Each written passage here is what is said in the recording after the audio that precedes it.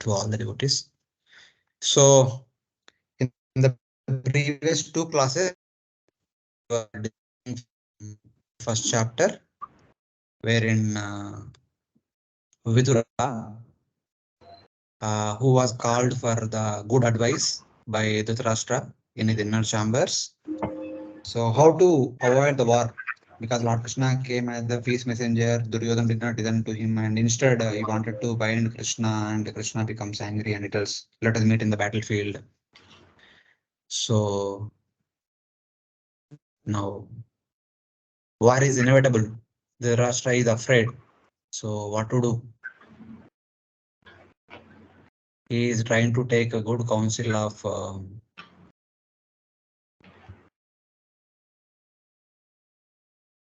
Vidura. So Vidura comes and tells that you certainly now you are afraid of what's happening for what you have done all the way. You are especially afraid of Lord Krishna, who is considering Pandavas to be his own life and soul. And the only solution is please through this Duryodhana, the offense personified away, so that at least you are left with your remaining 99 sons.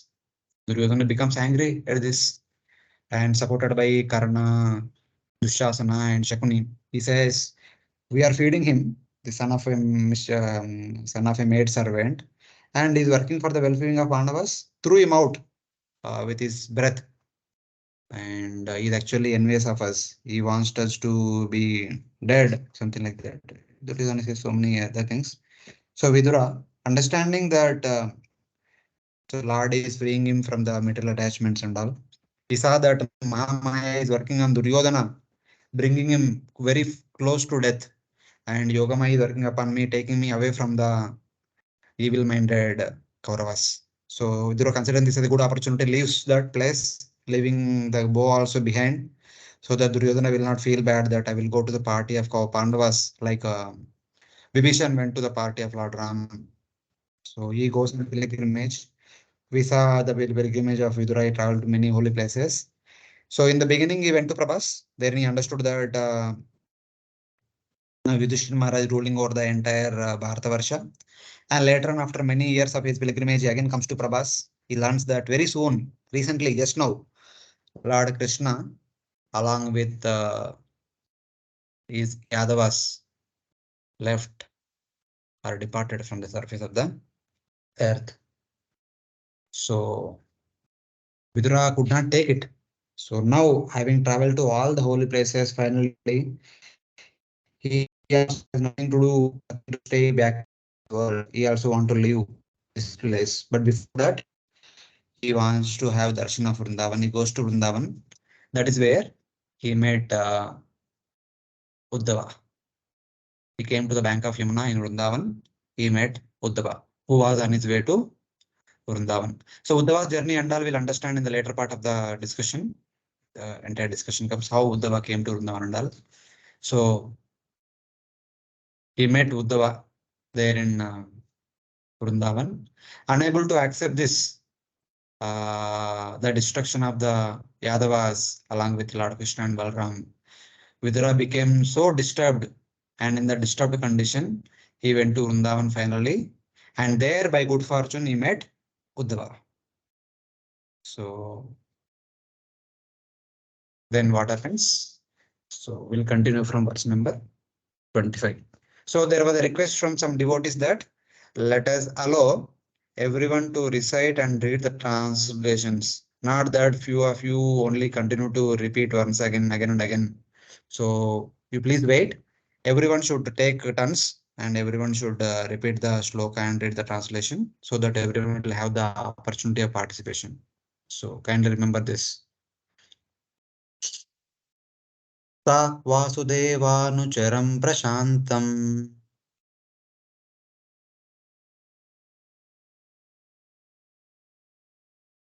स someone repeat. वासुदेवानुचरं प्रशान्तम्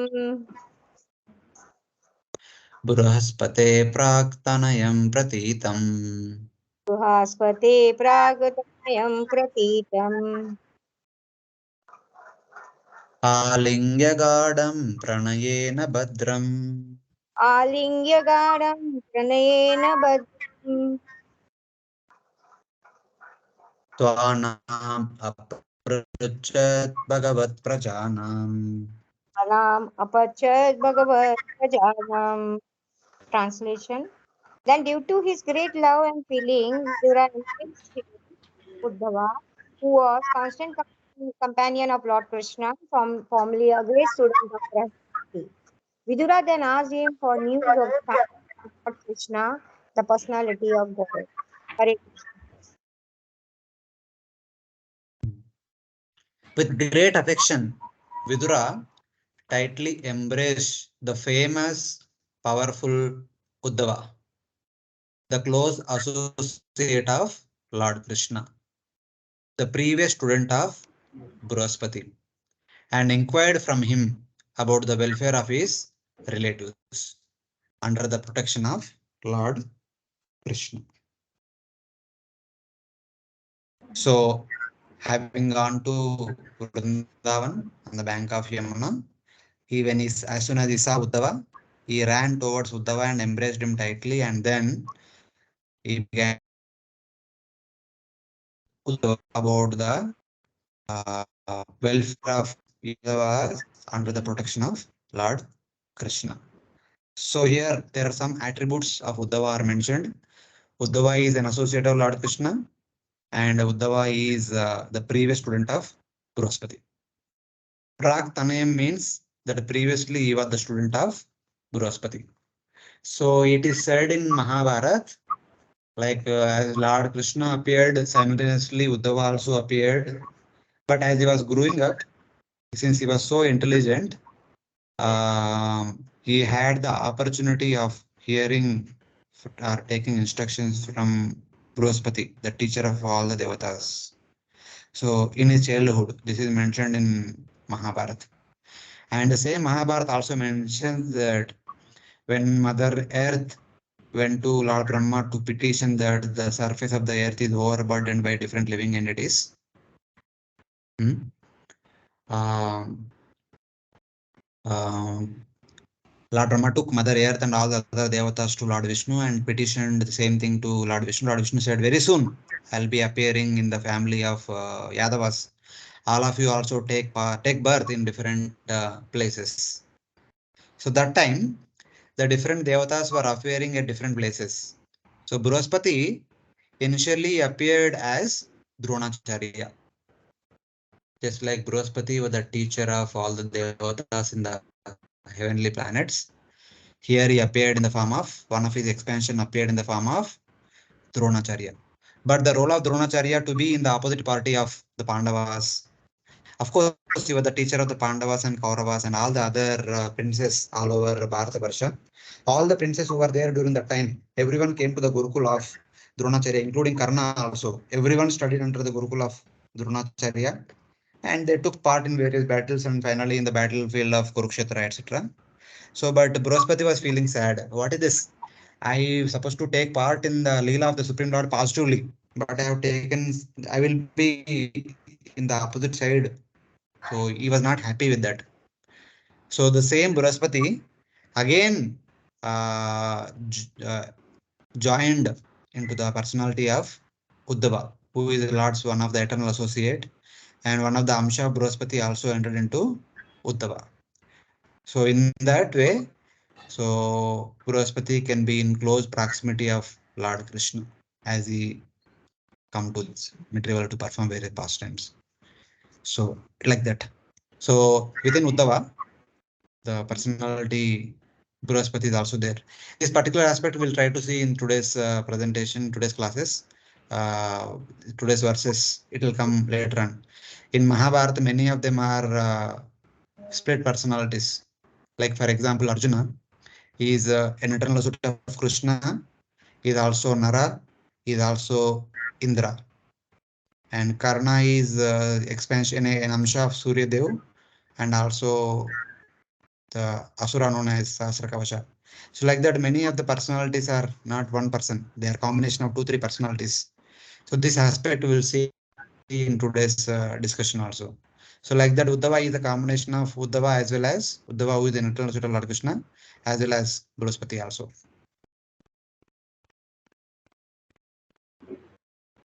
So this word can Praktanayam can also be considered as Praptanayanam. So having seen Vidura, so having seen Uddhava, Vidura ran towards him and tightly embraced him. So in that way. Though Vidura embraced him, Uddhava did not respond because he had almost fainted. So though Uddhava is there standing, but he is oblivious to what's happening around him, that Vidura came running and towards him and embraced him tightly, but Vidura is not, Uddhava is not responding only. So Rajeshwari Mataji, so kindly Yes. unmute. I have unmuted again. You kindly mute Unmuted. yourself. Unmuted, sir. Not unmute, mute. Mute. Okay. Okay. So when you are not speaking, kindly keep it muted. A lot of noise is coming.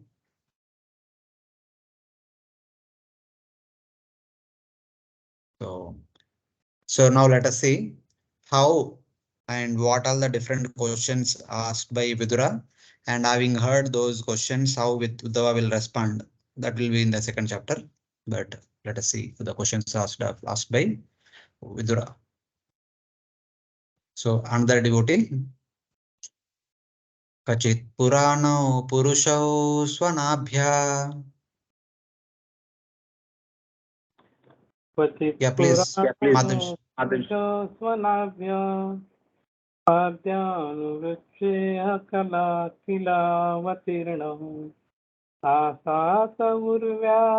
कुशलं विधाय कृतक्षणौ कुशलं शूरगे. Please read the translation.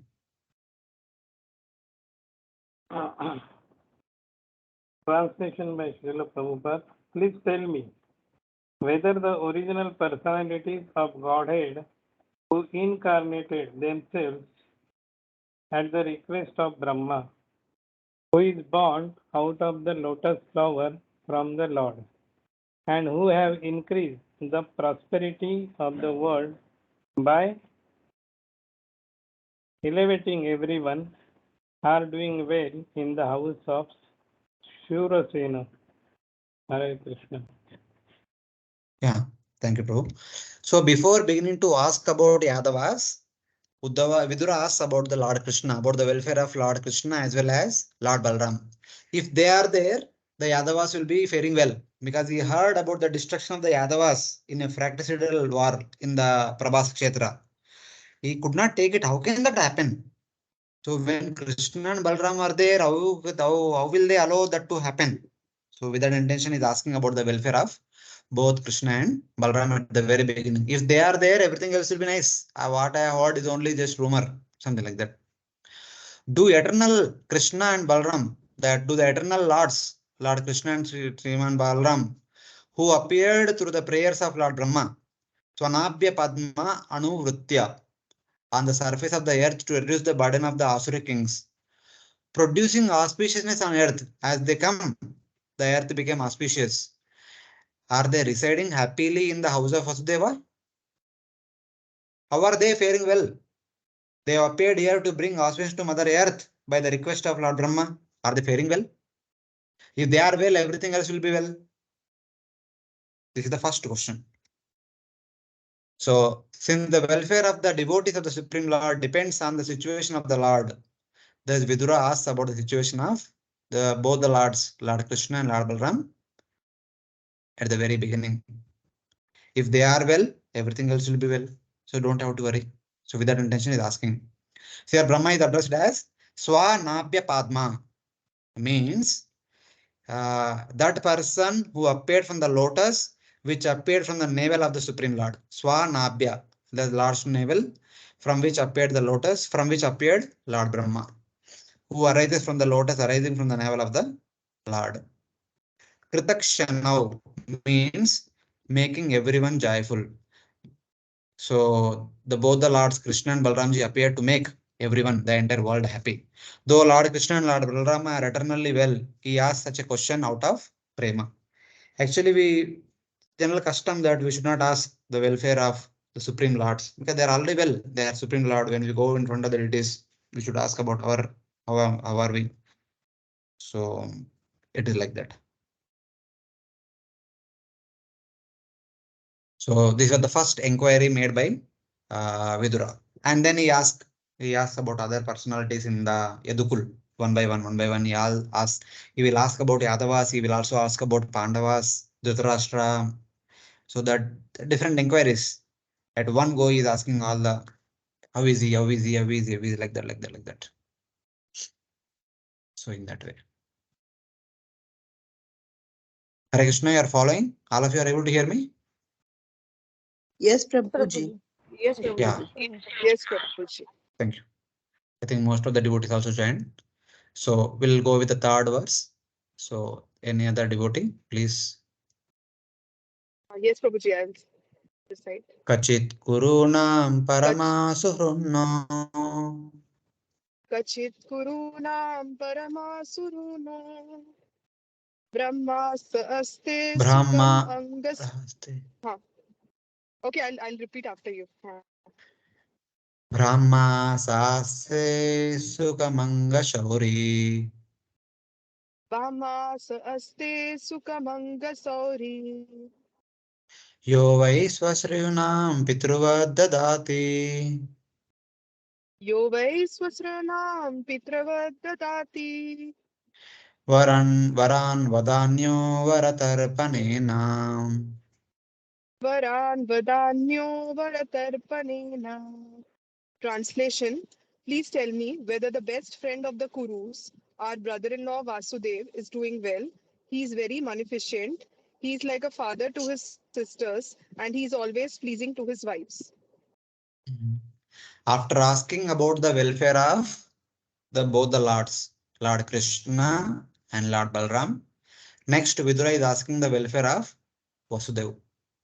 So Vasudev is very closely related to the Vidura, Pandu, and Dhritarashtra in that sense. Because Vasudeva's sister was Kunti Maharani. Both of them were the son and daughter of Surasena Maharaj. Though Surasena Maharaj gave Kunti Maharani to whose name was Prita to Kunti Bhoja, because Kunti Bhoja did not have any children at that time. So eventually she became Kunti and she married Pandu, and in that way. But still Vasudeva was always taking care of the well-being of Kunti and her family members. When even though he was put into the house under restriction. So after the marriage with Devaki and also her 7 sisters, the Vasudeva along with his 8 wives and also Rohini, they were all house arrested. So they were living in their own home only within Madura, but Kamsa put his soldiers around the house so that Vasudeva will not leave the house and go out and interact with anybody and do anything. He is supposed to stay within the house, quarantined completely, like all of us were quarantined during the lockdown period more than many months, about 1 year or something like that. And in the initial few months, like no one was about to leave the home, everyone inside the home only. So that kind of situation Vasudeva went through for consecutively for almost 8 years. Every year they were giving birth to one child. For 6 years, 6 children were born. They were killed by Kamsa. And in the 7th year, and during the 5th month of pregnancy only, the child disappears and transferred to Rohini's womb. Because that time we understood, Vasudeva understood that both Devaki and Rohini were becoming pregnant. And I requested Rohini by some means you escape. And Rohini left from that house, and in the dead of the night, she was transported to Gokul Mahavan. She was hidden in the house of Nanda Maharaj without the knowledge of Kamsa. And then eventually, in due course of time, Lord Krishna entered into the womb of Devaki, and then eventually appeared during the 8th month. After 7.5 months only, he appeared in order to confuse Kamsa, who was waiting for the 9th month to complete. So like that. So this is all happening on one side. So Krishna appeared and Vasudeva shifted Krishna to Gokul Mahavan, and eventually Mahabharata, it is said that Mr. Madhvacharya says that when Vasudeva brought that girl child brought from that what do you say from Gokul Mahavan, the daughter of Yashoda Mai. And Kamsa understood that child was born. He came and he tried to kill that baby girl. But the baby girl skipped from the hands of Kamsa and appeared in the form of 8-handed Durga Devi, Mahamaya, and chastised Kamsa and then disappeared. Then Kamsa released in sense he withdrew his restriction upon Devaki and Vasudeva.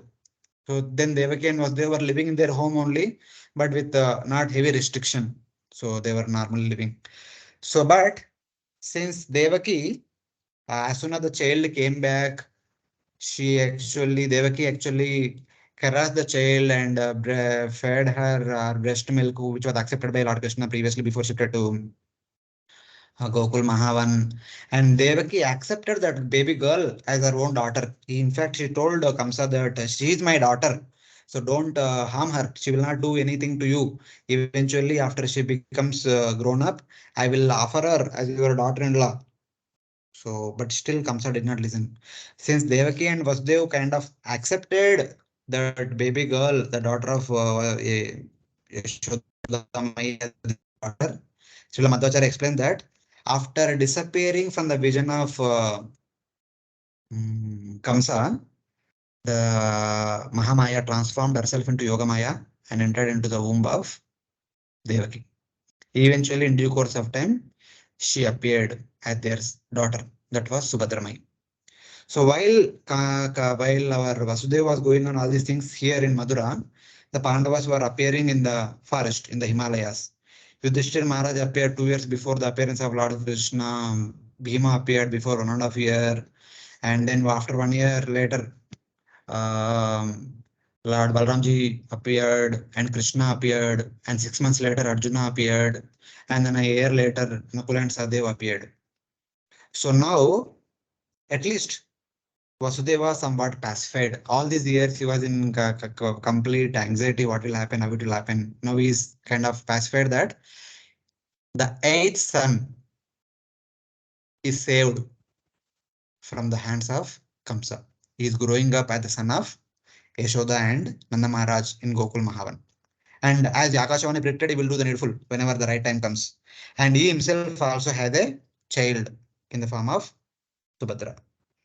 And now Mahabharata says that time Vasudeva sends a priest to Himalayas as the duty of uncle, mama, to do the needful rites for the Banja, to do the samskaras for the 5 Pandavas who are also appeared the same time in the forest in the Himalayas. Just like Vasudeva sends Gargacharya to Gokul Mahavan for the name giving ceremony of Krishna and Balram, and Balram and Krishna. Balram was the eldest and Krishna was the youngest. Similarly, Vasudeva sends another priest to Himalayas to do the name giving ceremony and other samskaras for the children of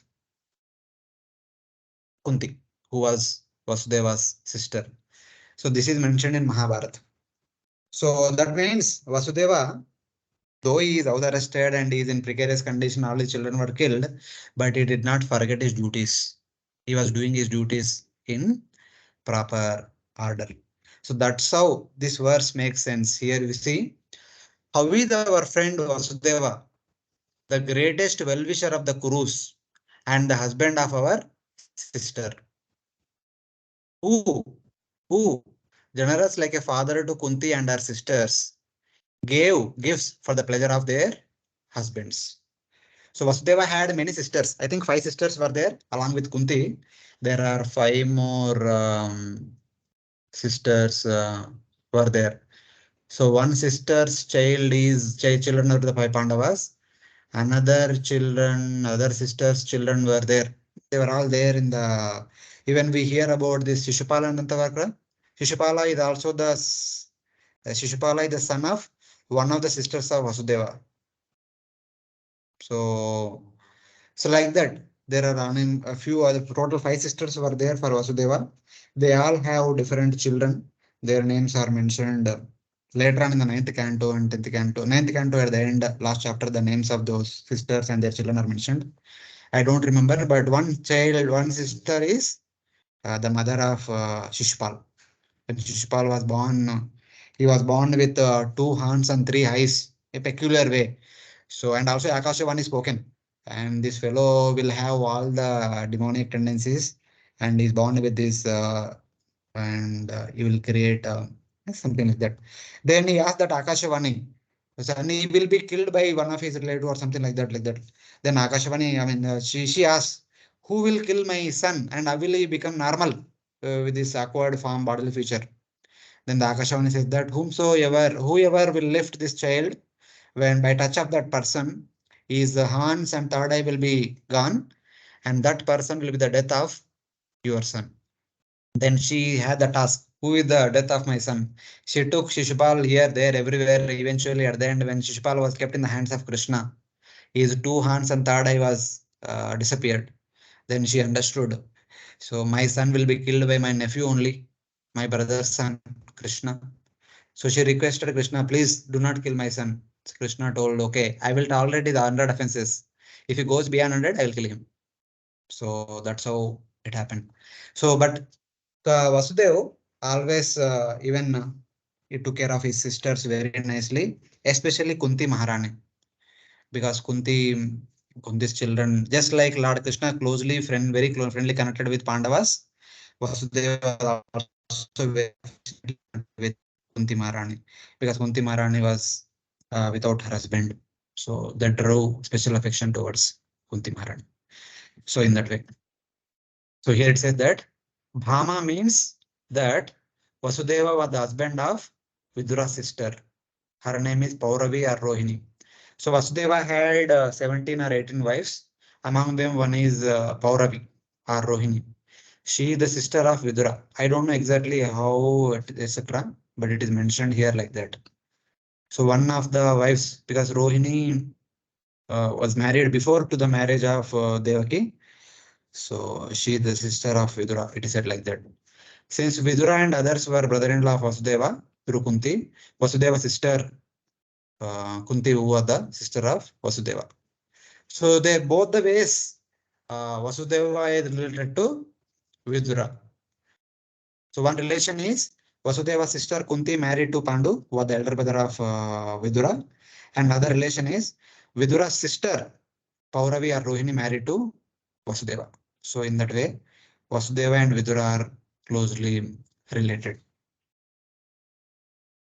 Vasudeva had greatest affection for Kunti among all his sisters.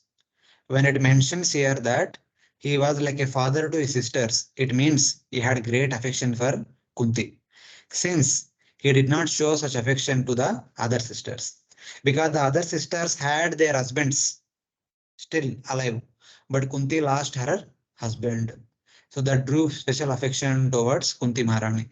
Both, I mean, like father also had affection towards Kunti Maharani, and Vasudeva's son Krishna also had special affection towards the Pandavas and Kunti Maharani. It's not only the family relationship, it's also the devotional sentiments. Everything is there, but at least from the point of view of the family relations, we can see this is one of the reasons that she draws special affection from both Vasudeva as well as Lord Krishna. Even Kunti Maharani herself says the same thing in her prayers in the first canto, like that.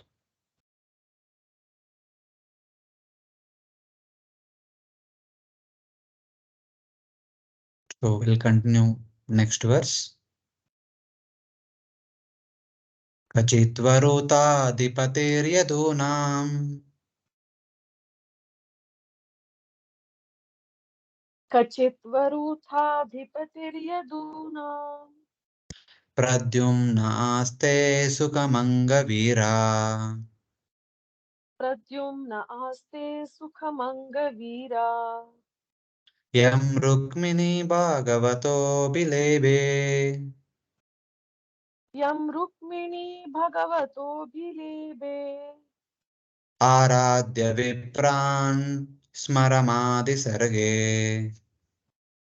आराध्य विप्रान् स्मरमादि sarge. O Uddhava, please tell me how is Pradyumna, the commander-in-chief of the Yadus who was Cupid in a former life? Rukmini bore him as her son from Lord Krishna by the grace of Brahmanas, whom she pleased. Yeah, this verse he asks about Pradyumna. How is the welfare of the Pradyumna, who is the first son of Lord Krishna. Lord Krishna married Rukmini as his first wife, and through Rukmini he got Pradyumna, the first son. The eldest son among all the different sons of Lord Krishna is Pradyumna. And not only that, and Pradyumna is one of the quadruple expansions. Vasudeva, Sankarshana, Pradyumna, and Anuruddha. So he has a special position. Oh Uddhava, how is the brave Pradyumna, the commander of the Yadus? He was acting as the commander-in-chief of the entire Yadu Sena, whom Rukmini obtained from the Supreme Lord after worshipping the Brahmanas, and who was the Cupid in his previous birth. So this is what I was saying, that many personalities are multiple personalities. So here the concept will be explained. So because of his emotions, Vidura does not ask these questions in proper order. So there are many questions he will be asking. So because he was crying on one side, asking about the welfare of the Yadus on the other side. So in that way. So while asking about Pradyumna, is that Pradyumna is the leader of the troops. And in his previous birth, he was Kamadeva. Since Kamadeva is a Devata and Pradyumna is acting as human, the statement is meant as praise. However, the real truth is different. Pradyumna is an expansion of, Kamadeva is an expansion, Vibhuti expansion of Lord Pradyumna. So Lord Pradyumna himself expands as Kamadeva, and that Kamadeva, who in order to assist Indra and other devatas, was trying to organize the marriage between Lord Shiva and Mother Parvati. So Pradyumna went with Mother Parvati and many of the Apsaras, and he created the spring season all around so that Lord Shiva was performing meditation can be attracted towards Mother Parvati. But when Lord Shiva's meditation was disturbed by all these things, Lord Shiva immediately opened his third eye. Kamadeva was burnt to ashes. And later on, when Rukmini Devi is about to bear a child, Kamadeva entered into her womb along with Pradyumna. He appeared along with Pradyumna. So Pradyumna is one of the quadruple expansion. He also had the personality of Kamadeva within him. So both appeared together. Because Kamadeva, being one of the devatas, supposed to come down to assist the pastimes of the Supreme Lord. That was the instruction of Lord Vishnu to all the devatas. And since Lord Krishna is coming down, so when he comes, he does not come just like that. He comes along with his family members. So some of the family members are Nanda, Yashoda, Devaki, Vasudev, Balramji, Sankarshana, Pradyumna, Aniruddha, and like this. All these most of the eternal associates also come along with him. When Devatas are supposed to come, instead of appearing separately, they enter into one of the Lord's eternal associates. So both will be performing their respective activities together. So in that way, just like Indra was supposed to appear, take part in pastimes of the Supreme Lord, entered into the personality of Arjuna, who is one of the eternal associates of Lord Krishna. So done, his task is done. He also participated in the Leela of Supreme Lord. So like that. Later in the text also, many expansions are described as equal to the Lord in telling various stories. For instance, Vasudeva and Devaki are identified with Prishni and Sutapa by the Lord himself. Tvameva pura sarge bhupa Prishnihi swayambhuve sati. You are previously Prishni during Swayambhuva's time. So when Lord Krishna appears in that quarantined house during the 8th month of the pregnancy of Devaki, in the mid of the night, we appeared as Chaturbuja Vasudeva form. After accepting the prayers of both Vasudeva and Devaki, that time Lord Krishna tells that Vasudeva Krishna tells that actually in your previous birth, you are Prishni and Sutapa. You performed severe austerities lasting for one Chaturyuga, one Divya Yuga, 12,000 Devata years, with an intention to have a son like me. Since there was no one like me, I myself wanted to appear as your son. Since you performed severe austerities in order to fulfill your desire, I wanted to appear as your son for 3 times. So first time as Prishnigarbha, second time as Vamana, third time as now as Vasudeva Krishna. I'm appearing in this 400 form so that you have confirmation that okay, I have appeared to do the needful as Akashvani predicted. So don't worry. In order to assure them, Lord Krishna informs that. So there it is said that Vasudeva and Devaki were the eternal parents of the Supreme Lord.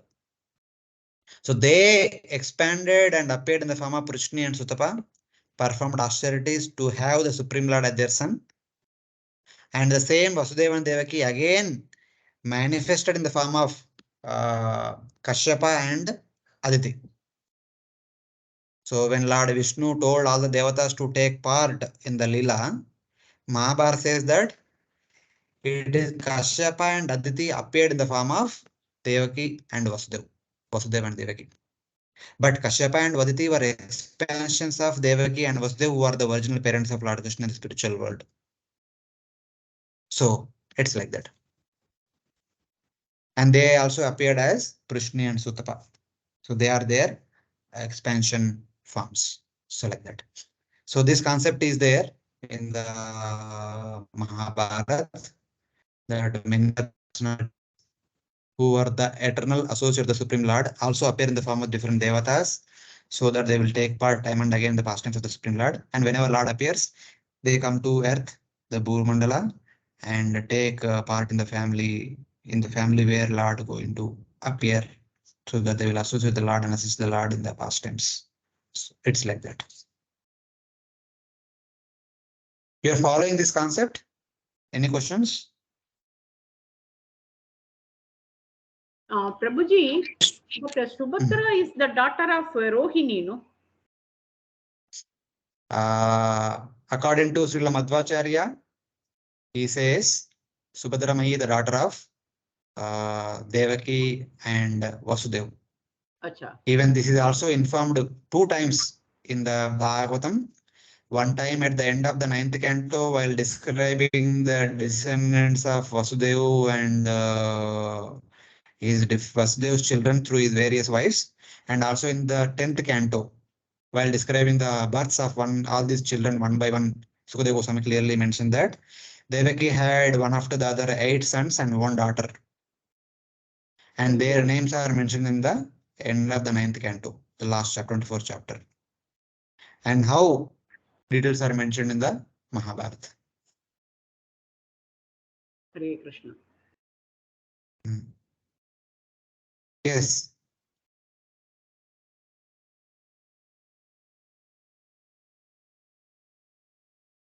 You can refer to 10th canto 1st chapter and 9th canto 24th chapter to see that they are the children of Devaki and Vasudeva only. It's Subhadra is the daughter of Devaki and Vasudeva only. It is 2 places. Yeah, any other question?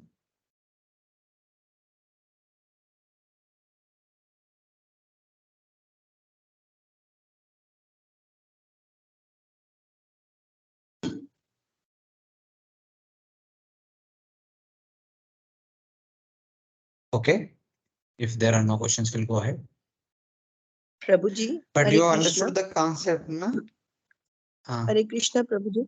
This Hare Krishna. Subhadra Maya, like this girl which took birth. So when Kansa, so it went upside now in the like sky. It was not in the earth like that.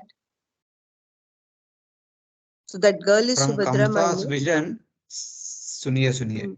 From Kamsa's vision, she slipped from his hands and appeared in the form of 800 Durga Devi and disappeared.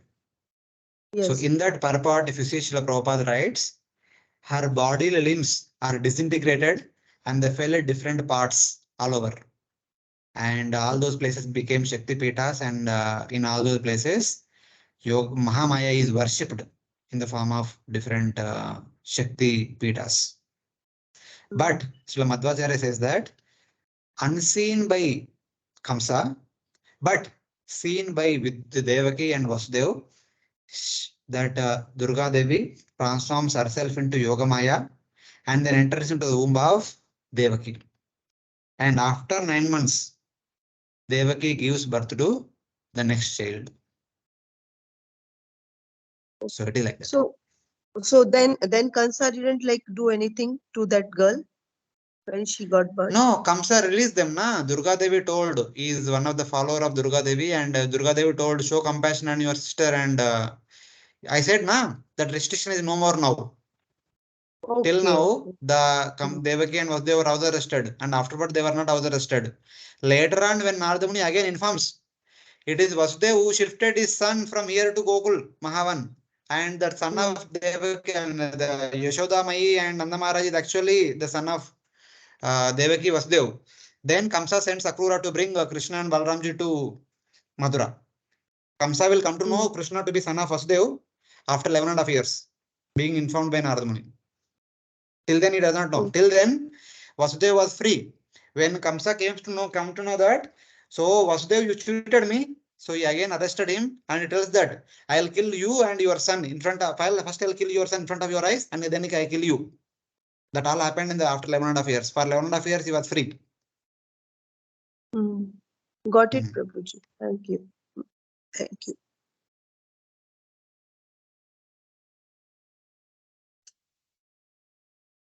So this, however, is stated only to create astonishment within the human pastimes.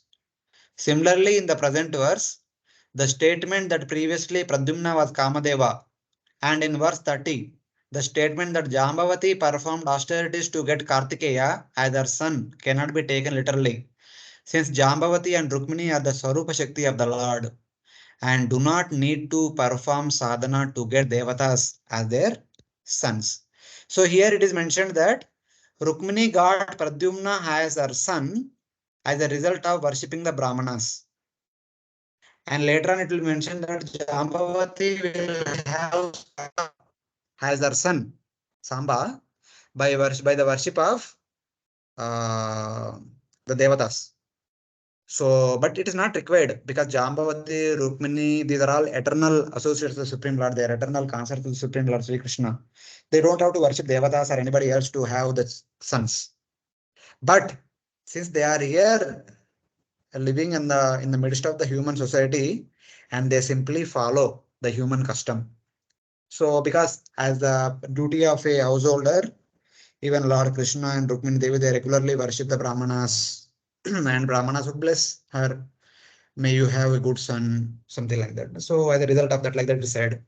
And it is said that Jambavati also worshipped Devatas to have a son. So these are all like regular custom being followed by the human society and they just did it like that. But they don't need to do all those things. So, yes, Mataji. Hare Krishna Prabhuji. His son is Samba, no? Kartikeya Yes. is written here. It's written Kartikeya Kartikeya here. Kartikeya appeared as Samba. Okay. Just like Kamadeva appeared as Pradyumna, Kartikeya appeared as Samba. Samba. Okay. It said like that. Because all the Devatas are supposed to take birth here, na, in order to assist Lord's pastimes. So like that. Okay. Any other devotees have any question?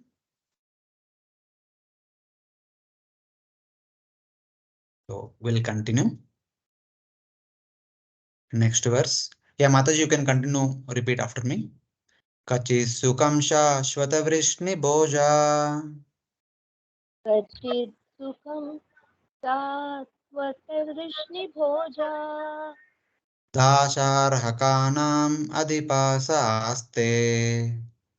Dasharhakanam adipasa aste. Yamabhyasincha shatapatra netro.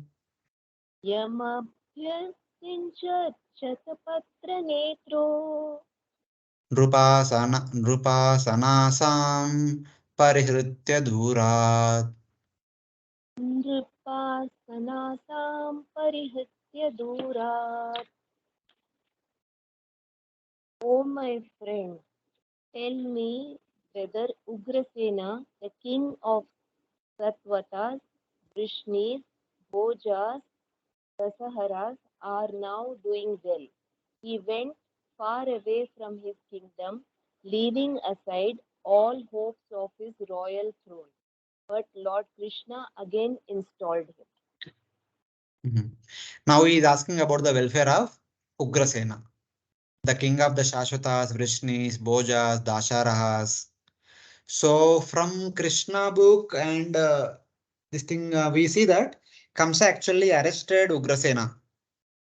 He was forcefully arrested Ugrasena. He arrested, in the sense, he put Devaki, Vasudeva, and other wives of Vasudeva in the house arrest. So, and he himself became king of the Madura province. So here it is said that who had lived in exile, and eventually after killing Kamsa, Lord Krishna brought him back and enthroned him. So in either case, exiled, whether he has gone to forest or we don't know, but he has lost hope of becoming king of Madura again.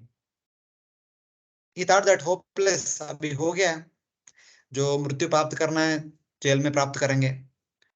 He has gone far away from the opportunity of becoming king once again.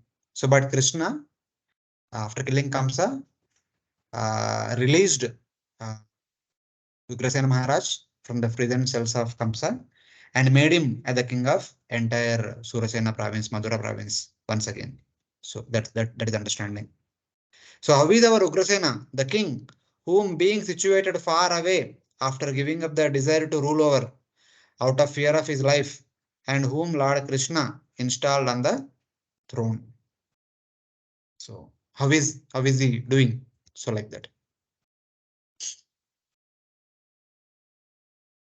So next verse. Kachidare saume suta sadriksha. Kachidare soumyasuta sadrsha. Ase graniratinam sadhu samba. Aste graniratinam sadhu samba. Asutayam jambavati vratadhya. Asutayam jambavati vratadya. Devam guham yombikaya drutogre. Devam gukam yombikaya drutogre. O gentle one, does Samba fare well? He exactly resembles the son of personality of Godhead. In the previous birth, he was born as Kartikeya in the womb of wife of Lord Shiva. And now he has been born as in the womb of Jambavati, the most enriched wife of Krishna. Here about Samba is indicated. How is Samba, the leader of the great warriors, the son of Krishna, with similar form, who previously was born to Durga as Kartikeya, and now was born to Jambavati after she performed austerities. So Jambavati was the daughter of Jambavan, who married Lord Krishna. She was the Lord Krishna's second wife during the Shamantakamani Jewel pastimes. And Lord Krishna married Jambavati in the forest and came to Dwaraka and then married Satyabhama. So Satyabhama was the third wife in that way, something like that. So Jambavati, it is said that she performed austerities to have a son, and she had the son who was Kartikeya in his previous birth. So when Lord Krishna appears on earth, Narayana enters him and appears also.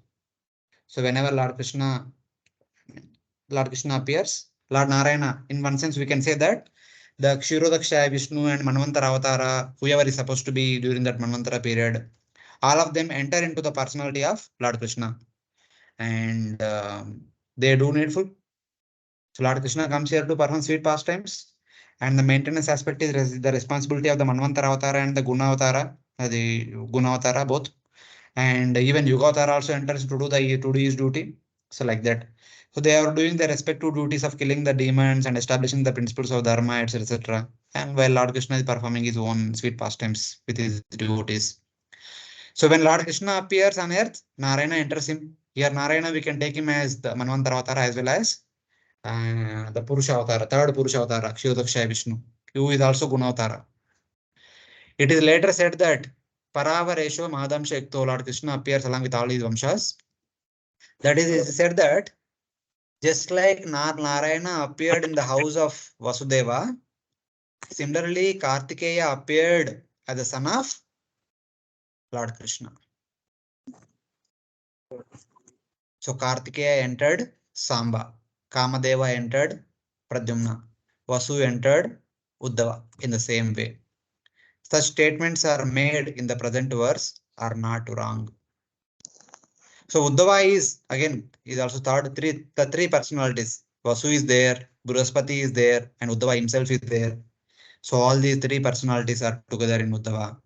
And Pradyumna had Kamadeva within him, and Samba had Kartikeya within him. So like that. These are all multiple personalities.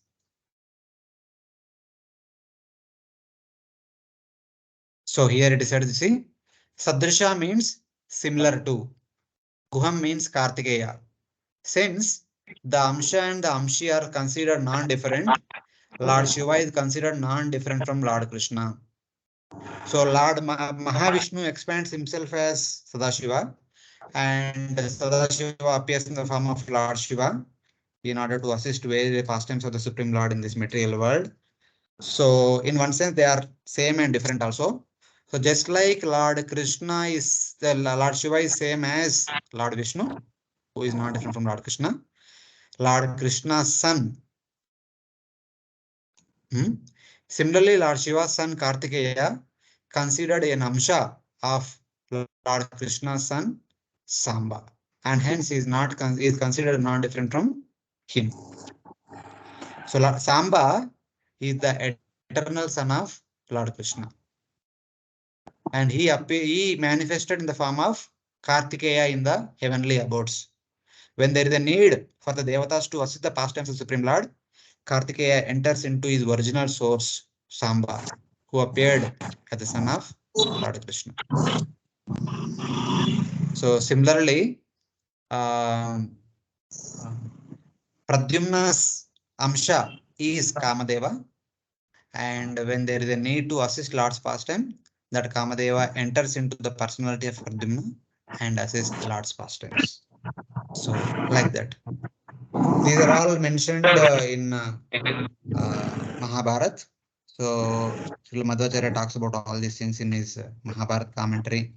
So all these devatas who are appearing in the form of various personalities in Yadukul and Kurukul to assist the Supreme Lord in his various pastimes.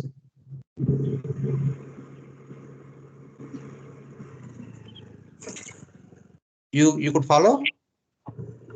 Hare Krishna. Yes, Prabhuji. Okay. So we'll continue.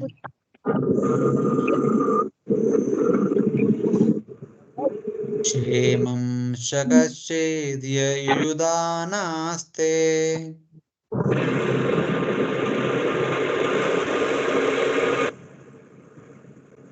Someone please repeat.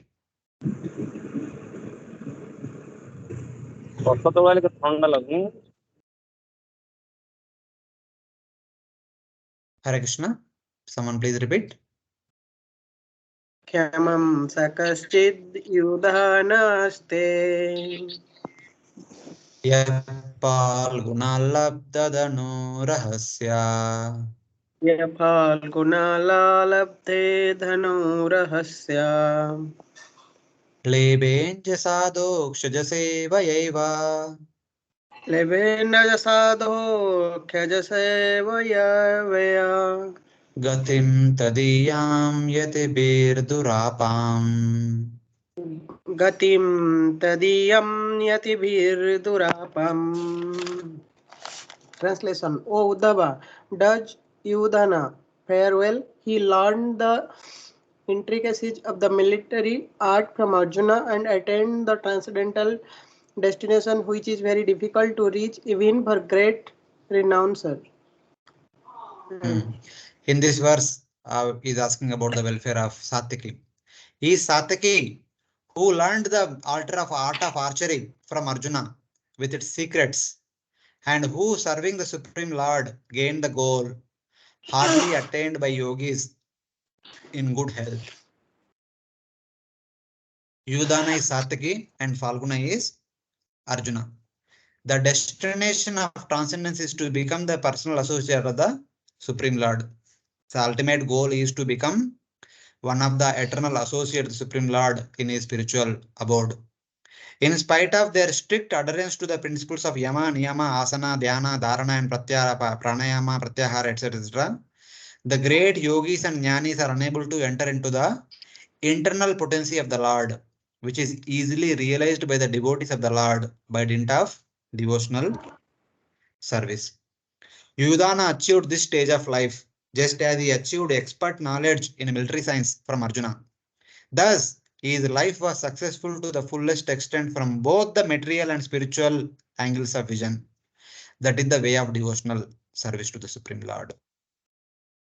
So, from the material point of view, and learned all the complete secrets. And from the spiritual point of view, he attained the continuous association of Lord Krishna. There are two personalities who are always accompanied Lord Krishna in his pastimes. After he came to Madura, they were Uddhava and Satyaki. Whether Balramji may be there with Lord Krishna or not always, but these two are always with Krishna and with Krishna. Both Uddhava and Satyaki. Wherever Lord Krishna would travel here and there, these two would always accompany, seated next to Lord Krishna right and left. They are the extended hands of Lord Krishna. It's like that. Please,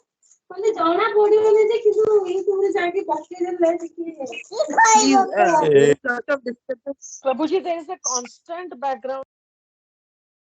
So it is from you only, not from me.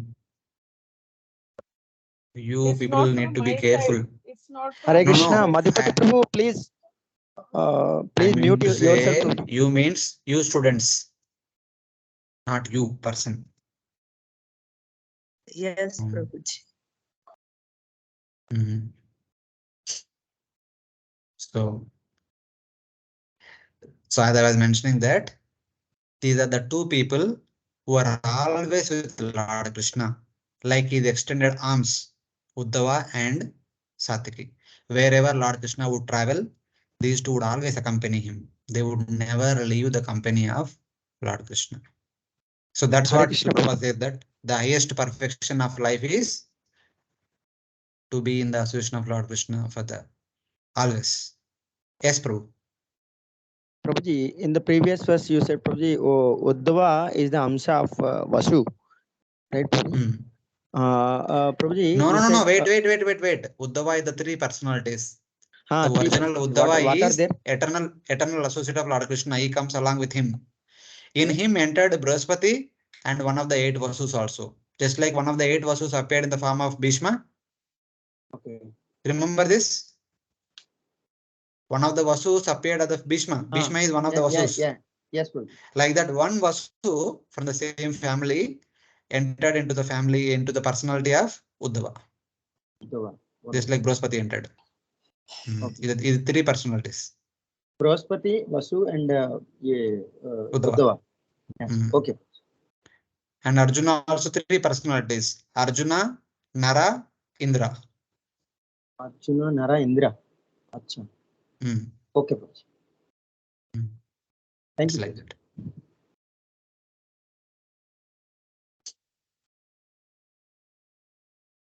So we'll continue the next verse. You can please, Namikirti, please continue. Kachit Buddha swasti anamiva aste. Kachit Buddha swastyanamiva aste. Swafal kaputro bhagavat prapanna. Swapal kaputro bhagavat prapannaha. Ya Krishna padankita marga pamshu. Ya Krishna padankita marga pamsu. Achestata prema vibhinna dhairya. Achestata prema vibhinna dhairya. please tell me whether Akrura, the son of Swapalka, is doing well. He is a faultless soul, surrendered unto the personality of Godhead. He once lost his mental equilibrium due to his ecstasy of transcendental love and fell down on the dust of a road which was marked with the footprints of Lord Krishna. Hare Krishna. So he's asking about Akrura. How is the wise, sinless Akrura surrendered to Lord Krishna, who losing control out of strong prema, rolled in the dusty path marked by the footprints of Lord Krishna. Sometime back, as I mentioned, that when Narada Muni comes and tells Kamsa, you are trying here and there. Actually, Vasudeva shifted his son to Gokul Mahavan, kept in the shelter of Nanda Maharaj. He is actually Nandanan. He is not the son of Nanda Maharaj. He is the son of Vasudeva only. Then immediately, Kamsa calls whom? Nakrura. You go and bring him. So that day, Narada Muni comes to where Kamsa is on Dashami. The next day, early in the morning, was Ekadashi. I suppose. I don't know whether Ekadashi or Dwadashi. Dwadashi comes and Trayadashi. Okay. So Ekadashi day, Narada Muni comes and informs Kamsa. Before informing Kamsa, he informs Kamsa in the late evening. But the same day, early in the morning, today is Ekadashi, that's why I'm telling all these things. Early in the morning on the Ekadashi day, the Narada Muni goes to Krishna in Nandagam. He tells Krishna, my dear Krishna, you are busy performing sweet pastimes here like Raslila and other things and all. You forgot Loka Kalyan. Here the entire world is waiting for you. You please come. You have to do so many other pastimes. Abhi time ho gaya udhar shift hone ke liye. So he informed Lord Krishna in the morning and he goes to Kamsa in the evening and informs Kamsa saying that hey, Krishna, you are thinking that the son of Nanda Maharaj is thinking he's son of Nanda. He is not son of Nanda. He is son of Vasudeva. And you have to do the needful. Next day, that night calls Akrura. Akruji, take a new chariot and go there and call the two sons of Nanda Maharaj on the pretext of game, which is going to be on the Chaturdashi and Mahasya, something like that. You call them. So it is like that. Akruraji, he travels next day early in the morning. If it was Ekadashi in the previous day, next day was Dwadashi supposed to do fast breaking. He did not do fast breaking. He goes the whole day. He continues Ekadashi for one more day. He reached because he was thinking about the various pastimes of Lord Krishna, which he had heard from the food of vegetable sellers who would come from Vrindavan, Mahavan, Nandagaon to Madura and sell. All the Madura Vasis would always regularly hear the pastimes of Krishna through the medium of the milk sellers, fruit sellers, and vegetable sellers. So Akrura was meditating on all different pastimes, and to that Lord I am going to see today. So he reaches the presence of Nandagaon in the late evening when his sun is about to set. So just before that, Lord Krishna already took all the cows and went to Nandagaon. So while he was entering into that nearby area, he sees the footprints of Lord Krishna. He fell flat on the ground. He rolled left and right so that his whole body will be smeared by the dust, which is touched by the footprints of Lord Krishna. So he went into ecstasy and he became conscious. And by the time he reached the home of Nanda Maharaj, it was late evening. And whole night he speaks to Krishna, Balram, the Yashoda, Nanda Maharaj, telling that Krishna, Balram were the sons of Devaki Vasudeva, and they were imprisoned again by Kamsa, and Kamsa is going to kill them, and so many things, etc. Krishna and Balram tells that Kamsa is calling you for participating in the game. Please come. So as boys, not only Krishna and Balram, many of the Yadava boys, they say that no, we want to come, we want to come, we want to take part in the games and all. We want to see Madura city. We never been visited. They are all getting ready for the next morning. Inside the home, Nanda and Yashoda were crying. How can you say that he is not our son? So many things happened. And next day morning, Krishna started for Madura. And Nanda and Yashoda were crying. He said that no, don't worry. I'll come back in 2 days. So unable to tolerate Vasudeva, Nanda Maharaj and all the Yadu men, the elderly Yadava, Yadu, not the elderly elderly Vrajavasi men, they also travel to, along with Krishna and Balram, they also travel to Mathura.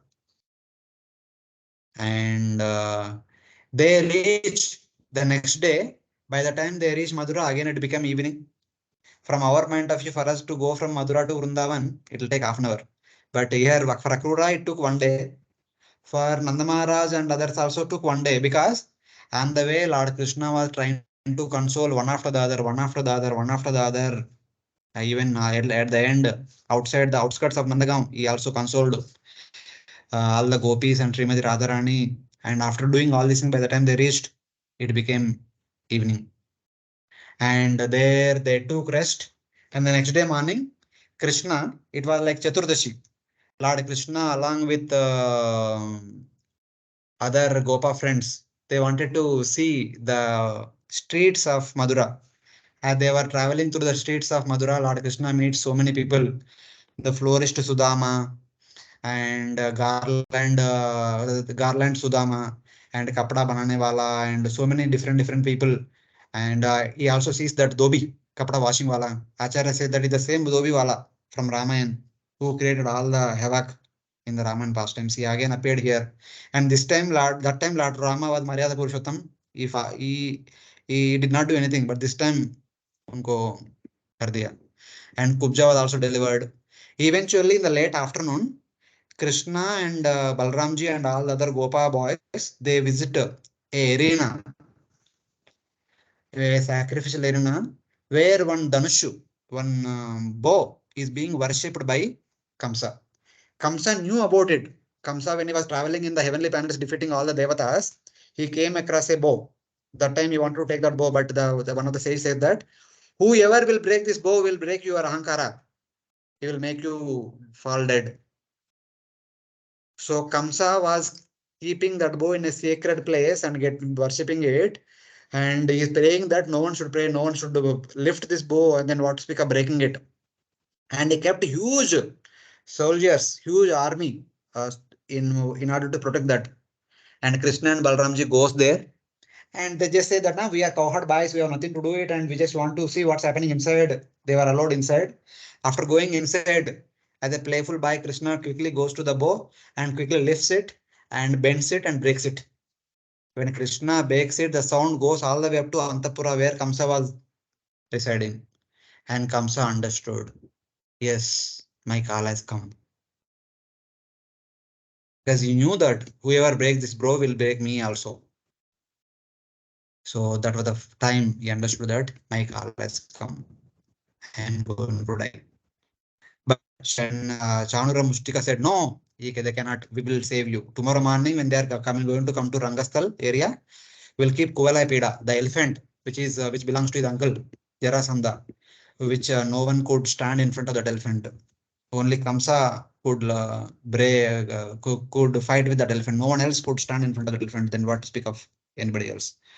So they said, we'll keep that elephant. If still they come forward to the Rangabhumi, we both will kill Krishna and Balram. You don't worry, they will not come to you. Like that, they assured Kamsa, but within the core of the heart, Kamsa understood. I'm going to die tomorrow. So like that. So some story connected to Akrura. So sinless Akrura moved about in the dust at the entrance of Praja. When Akrura came to Vrindavan in search of Krishna, he saw the footprints of the Lord on the dust of Nandagrama, and at once fell on them in ecstasy of transcendental love. This ecstasy is possible for a devotee who is fully absorbed in incessant thoughts of Lord Krishna. Because in the previous night, when Kamsa ordered Akrura, go to Nandagam, bring that two children of the Nanda and Nanda and Yashoda. So on one side, he was afraid he is going to harm the children, but he understood these children are not harming the children. What harm Kamsa can do? But whatever it is, even though so many years I wanted to have darshan of Krishna going on to, but I don't want to create disturbance to Krishna. I did not go. Now Kamsa himself is telling me. So I have the great opportunity. But on the way, the whole day he was remembering the pastimes of Krishna, the whole Dwadashi. He forgot about breaking the Parana and he was just remembering all those things. So it's like that. So that Akrura is being described here. So why I was telling all these things? So Ekadashi Narada Muni met Kamsa, Dwadashi Akrura went to that place, Trayodashi Krishna came to Madura, Chaturdashi Lord Krishna broke the bow, and on the next day, Amavasya or Paurnami, whatever it is, Lord Krishna killed Kamsa. And Sri Jiva Goswami says that all these pastimes happened in the month of Chaitra. So whether it is beginning of Chaitra or end of Chaitra, I don't know. So it all happened in the beginning of Chaitra. If this pastime happened at the end of the Chaitra month, so today is Ekadashi, tomorrow is Dwadashi, and day after tomorrow Trayodashi, Chaturdashi, the day after that is Amavasya. Or on that day, Lord Krishna killed Kamsa. Or if it is at the beginning of Chaitra, so a month back, all of us celebrated Gudi Padwa. So Gudi Padwa is the day of Lord Krishna killing, not Gudi Padwa, the day before Gudi Padwa, the Amavasya, or the day on which Lord Krishna killed Kamsa. So like that you can think of. So since it is mentioned by Jiva Goswami in the month of Chaitra, so I thought these days only. So as Ekadashi, Kal Dwadashi and Trayodashi and Chaturdashi, these days wherein Lord Krishna returns from Nandagaon to Madura. So that's why I'm telling all these things. Such a pure devotee of the Lord is naturally faultless because he is always associated with the Supreme Personal, Supremely Pure Lord. Constant thought of the Lord is the antiseptic method for keeping oneself free from the infectious contamination of the material qualities. Constant thought of the Lord is antiseptic to keep ourselves immune to the material qualities.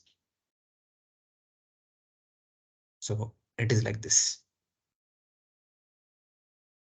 Hare Krishna.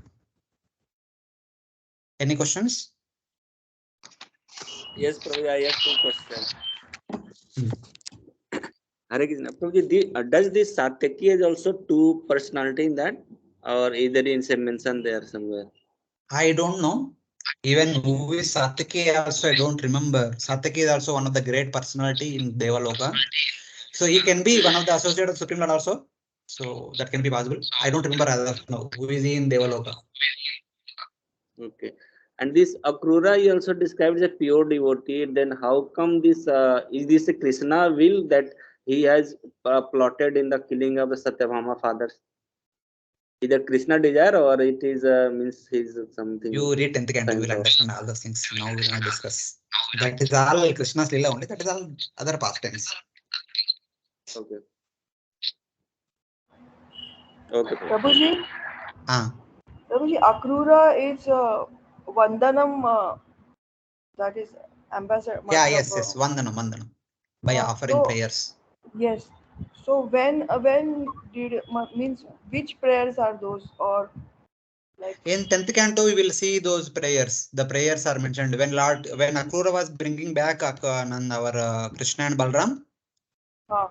So in that Brahmanda Ghat, he says that I'll go and take bath. He goes to take bath. When he dipped into the water, he saw Sheshashai Vishnu. And he suddenly saw that Sheshashai Vishnu, the Shesha and Vishnu transformed themselves into Krishna and Balram. And he came up. He saw Krishna Balram sitting in the chariot. Again he went into the water. Again he saw Sheshashai Vishnu. Again they transformed to Krishna Balram. Again he came out of the water. He saw Krishna Balram there. So then he comes out and offers all the prayers unto Krishna and Balramji. And then they enter into Madura afterwards. okay, Prabhuji. Yeah.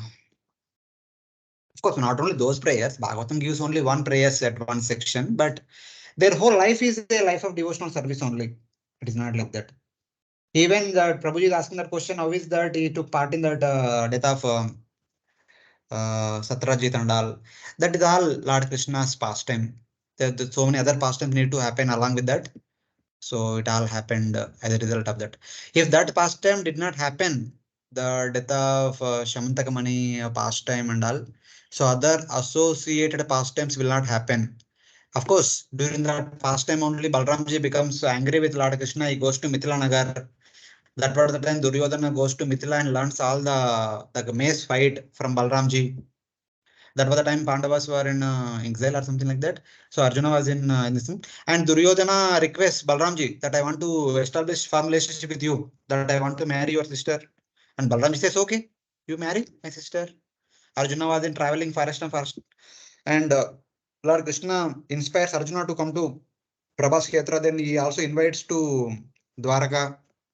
And Lord Krishna orchestrates the Arjuna kidnapping Subhadra and marrying her. All these pastimes all happened. These all happened because of the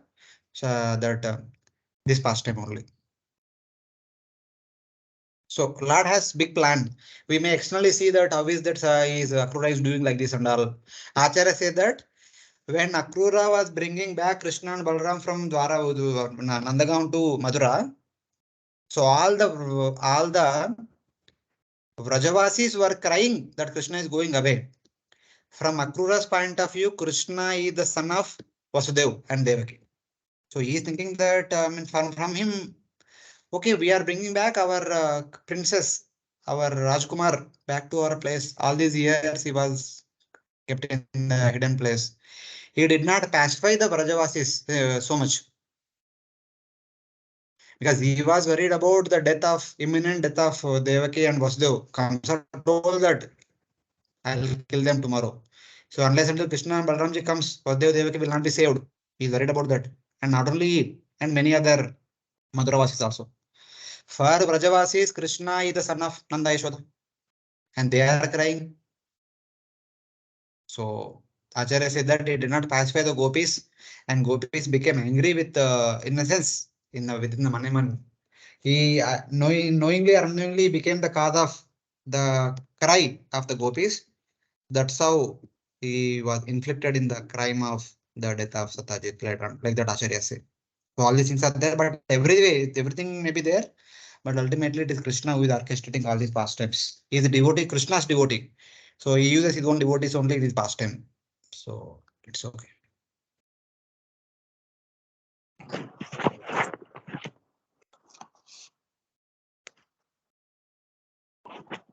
We'll continue. Mataji, please repeat after me. Kashi Shivam Devakabhoja क्वचित् शिवं देवकभोजपुत्र्या Vishnu Prajaya Eva Deva Matu विष्णुप्रजाया इव देवमातु Ya Vai Swagarbhe Nadadhara Devam या वै स्वगर्भेण दधार देवम् Trayi Yata Yajna Vitana Artam.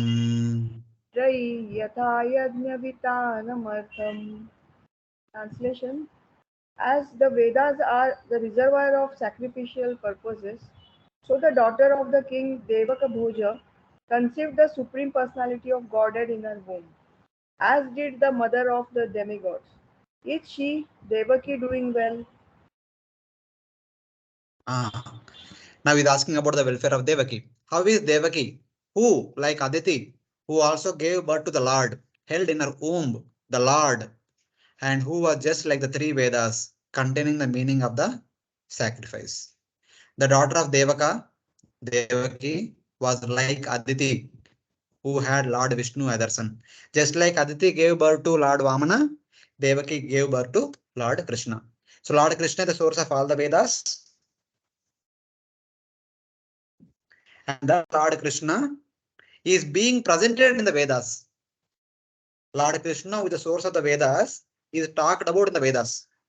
And Devaki, who is like the Vedas, she is Vedas personified, just like Vedas have Krishna within their descriptions.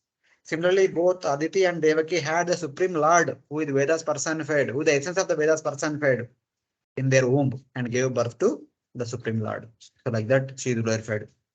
The Vedas are full of transcendental knowledge and spiritual values. And the Devaki, the mother of Lord Krishna, conceived the Lord in her womb as the personified meaning of the Vedas. There is no difference between the Vedas and the Lord. So it's like that. The Vedas aim at the understanding of the Lord, and the Lord is the Vedas personified. Devaki is compared to the meaningful Vedas, and the Lord is their purpose personified. So it's like that. So Lord Krishna is the essence of the Vedas, and the Vedas is Mother Devaki. Just like Mother Devaki gave birth to Lord Krishna, the Vedas will give birth to understanding of Lord Krishna. So something like that. So continue with the next verse. Api svidaste Bhagavan sukam vo. Api swadaste Bhagavan sukham vo. Yes sastvatam kamadugo aniruddha. Yasa svatam kamaduga niroddaha. Yam atmanisma hi shabdayonim. Yamamananti smahi shabdayonim. Manomayam sattvaturiya tattvam. Manomayam sattvaturiya tattvam. May I inquire whether Aniruddha is doing well? He is fulfiller of all the desires of pure devotees and has been considered from yore to be the cause of Rigveda, the creator of the mind and the fourth planetary expansion of Vishnu. How is Aniruddha, the fulfiller of all desires of the devotees, whom the sages call the source of the Vedas, who instigate the action of the mind, and who is in Shuddha Sattva, and who is the fourth member of the Chaturvyuha. Satvatam can refer to Yadavas, or can it means devotees. He is called the source of the Vedas because the Vedas appear from his breathing. So Brihadaranyaka Upanishad says that from Lord's breathing arose Rigveda. Manomayam means he who moves the mind. He instigates the mental activities. He is the worshipful deity of the mind. The presiding deity of the mind is Chandra. The worshipful deity of the mind is Aniruddha. And the presiding deity of the intelligence is Brahma. The worshipful deity of the intelligence is Pradyumna. The presiding deity of Ahankara is Rudra or Lord Shiva. The worshipful deity of Ahankara is Lord Sankarshana. The presiding deity of Chetana is Lord Vishnu or Lord Brahma at the Gunavatara. And the worshipful deity of the Chetana is Lord Vasudeva. So Vasudeva, Sankarshana, Pradyumna, and Aniruddha expand themselves in the form of same. This is what you must have studied in the first canto, third chapter. Srila Prabhupada writes in the purport. Lord Krishna was there in the Goloka Vrindavan. In order to perform pastimes, he expands himself as Balramji and also other side Srimati Radharani. And this Balramji expands at the first quadruple expansion in Madura, known as Vasudeva, Sankarshana, Pradyumna, and Aniruddha. So Vasudeva is the son of Vasudeva. Sankarshana is also son of Vasudeva, whom we call Balramji. His name in Madura is Sankarshana. And Pradyumna is the son of Krishna. Aniruddha is the son of Pradyumna. These are the first quadruple expansion.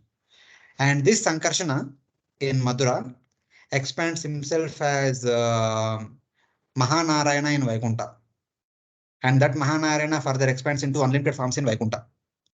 And this Mahanarayana further expands into second quadruple expansion. Vasudeva, Sankarshana, Pradyumna, Ruddha. The second quadruple expansion, they are situated in four directions of Mahavaikuntha, the entire Vaikuntha Lokas, all the Vaikuntha Lokas, guarding all the Vaikuntha Lokas. And these four further expands into three Purusha avatars in order to perform the material creation, etc. So Vasudeva does not expand, but Sankarshana expands into Mahavishnu. Pradyumna expands into Garbhodakshaya Vishnu. And Aniruddha expands into Kshuradakshaya Vishnu.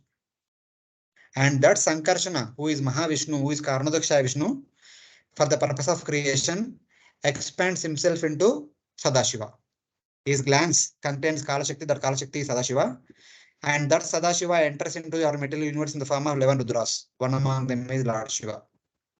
So thus, Lord Shiva's source is Sadashiva. Sadashiva's source is Mahavishnu. Mahavishnu's source is Lord Sankarshana. So like that. So just like here it is said that Aniruddha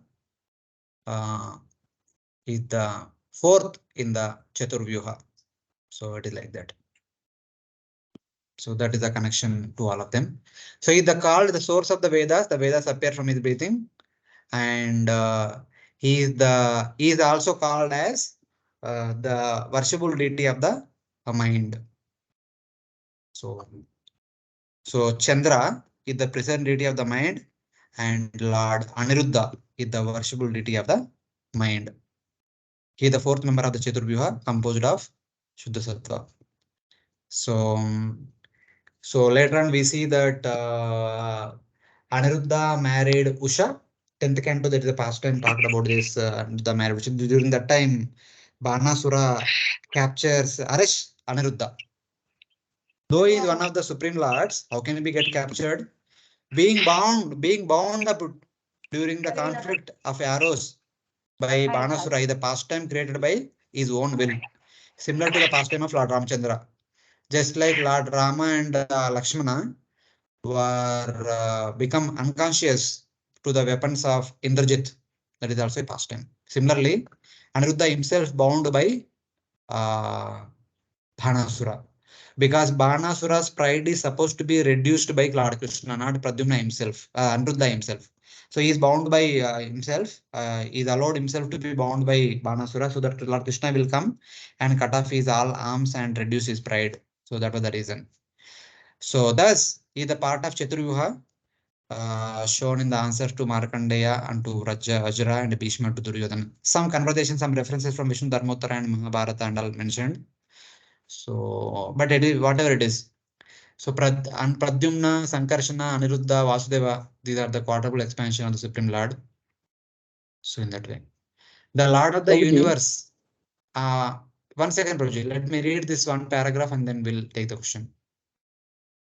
The Lord of the universe, seen by me again and again at the end of the Kalpa, was unknown to me, since I was covered by illusion.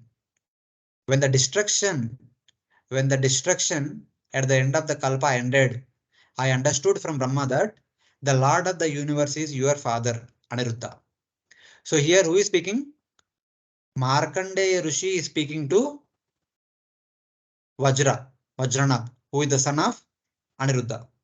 He is telling that I was living for many 7 kalpas, and every time at the end of Brahma's day, there used to be huge pralaya, and I see one small boy, Vatapatrashai.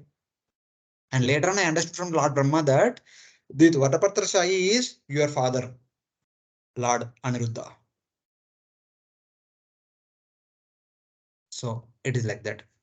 So just like the second quadruple expansion, Lord Sankarshana expanded as Karnodakshaya Vishnu, Pradyumna expanded as Garbhodakshaya Vishnu, and Aniruddha expanded as Kshirodakashai Vishnu, who is the responsible person who is supposed to maintain the entire universe. So Kshirodakashai Vishnu is non-different from Aniruddha. And this personality is seen by Markandeya Rishi as Vatapatrashai. So it is like that. When at the end of the day of Brahma, when the pralaya comes, all the 14 planet systems are inundated in that water and nothing remains. Who remains is only Kshirodakashaya Vishnu.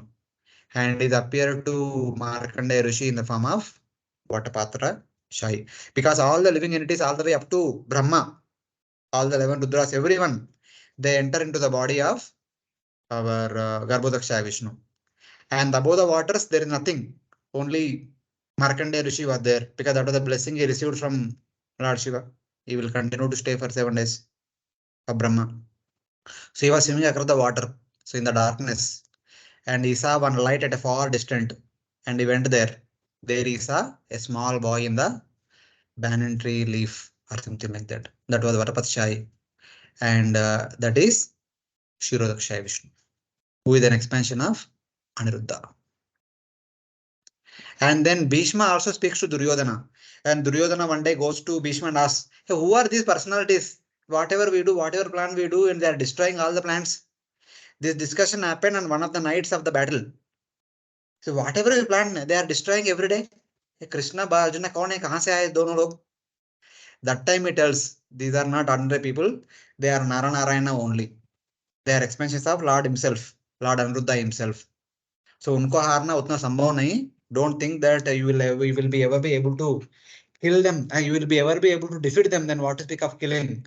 You might be having faith on Karna and all. Karna might kill Arjuna and Krishna and all, but don't think like that. It is not easy. So Bhishma tells and one of the knights to Duryodhana, but Duryodhana forgets.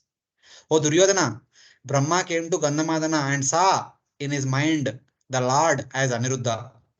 Aniruddha, who is none different from Kyodaksha Vishnu, the maintainer of the worlds, created Brahma. Aniruddha is non-different from Vasudeva. So it is like that. He tells for Duryodhana to understand that he did not tell that Krishna is the original Lord. He tells that Krishna is non-different from Kshirodaksha Vishnu, only the Gunavatara or the third Purusha Avatara. He himself appeared. Okay, you think you can kill him? Forget about all these things. And fight like a warrior and get Amaratva by dying on the battlefield. That's what Bhishma tells him. So it's like that. Yo, this is some background story about that. Yeah, yes, Prabhu.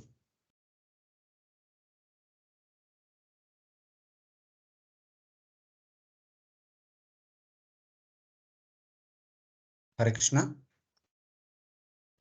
Prabhuji, I got the answer, Prabhuji. Thank you, Prabhuji. Fine. Yeah. So we'll continue. Api svidanne cha nijatma daivam. अपि स्विदन्ये च निजदात्मदैवम् Ananyavritya samanuvrataye.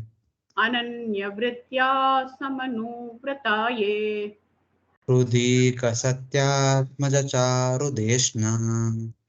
हृदीकसत्यामदचारुदेष्णा Gada daya swasti charanti saumya. गदादया स्वस्ति चरन्ति Saumya. O sober one, others such as Hridika, Charudeshna, Gada, and the son of Satyabhama, who accept Lord Krishna as the soul of the self and thus follow his path without deviation, are they well?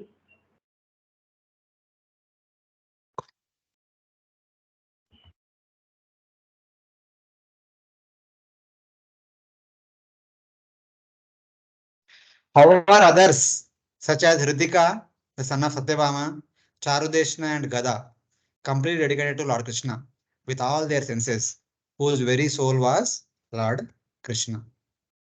So Nijatma Daivam means that they accepted Lord Krishna as the form of their good fortune. They completely followed Lord Krishna. They are completely surrendered to Lord Krishna. Charudeshna was the other son of Rukmini Devi. So Rukmini had many sons, 10 sons. The first one was Pradyumna. The second son was Charudeshna. And Gada was the son of Vasudeva and Rohini. And Sharana is also their son. So in that way. And Hrudika is the son of Satyabhama. So previously Pradyumna came, son of Rukmini. And then Samba came, son of Jambavati, second wife. And Lord Krishna, third wife was Satyabhama. Her son is Hrudika. And Charudeshna is again another son of Rukmini only. Gada is actually son of Vasudeva and Rohini, who is one of the cousin of Lord Krishna. Gada and Sharana, they are the sons of Rohini. So they also always accompany Lord Krishna. So in that way. So yes, Maruti Krishna and Mataji, you had some question to ask? Hare Krishna Prabhu. No, it was regarding the last shloka. You said about Vatapatra side. So you said the Bala Mukunda Ashtakam, it is actually completely for dedicated to Krishna by Markandeya Rishi. In that, Krishna shows at the time of Pralaya who remains and he sees the baby Krishna sucking his toe. So when you said it is Aniruddha, I got a bit confused. That's why. No, actually it is Aniruddha only. It is Kshirodaksha Vishnu only appears in the form of small boy. But generally we don't see any other avatars being small boy. The only two personalities about whom there is a description about small boys is Lord Krishna and Lord Ram. But Lord Rama's pastimes as a small boy are also not described so much in the Ramayana. Only Lord Krishna's pastimes as a small boy are described in the Bhagavatam very elaborately and other Puranas also. So whenever the Lord being in the small boy, everyone remembers only Lord Krishna only. Technically, though it is Lord Vishnu, though it is Kshirodakshaya Vishnu, but small boy means only Krishna. So in that way, it is offered to him like that. Okay, Prabhu. It is the mood. Don't. It is don't see tattva. See the rasa. It is the rasa of the devotee. He glorifies him in seeing him as Krishna. Okay. Okay, So Prabhu. it is like that. Even though when Srila Prabhupada was taken to Tirupati for the special darshan, he was kept inside the inner chambers of the Sancta Sanctorium for a muhurta time almost. Prabhupada was inside only. When he came out, he was telling that he is not Vishnu, he is actually Balagopal. Oh, It is a mood only.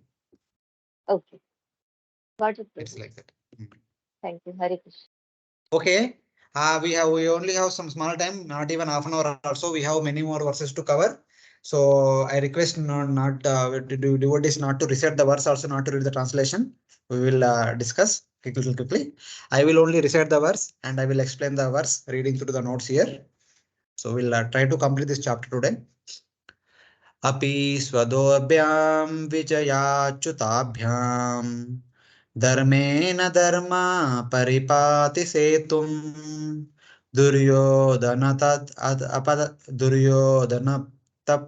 यः सभायां साम्राज्यलक्ष्म्या विजयानुवृत्त्या. He is Yudhishthira along with his two arms, Krishna and Arjuna, maintaining the boundaries of dharma by proper principles. In his assembly, in that assembly during Rajasuya sacrifice, Duryodhana became envious on seeing the wealth of governance, comforting to the highest excellence.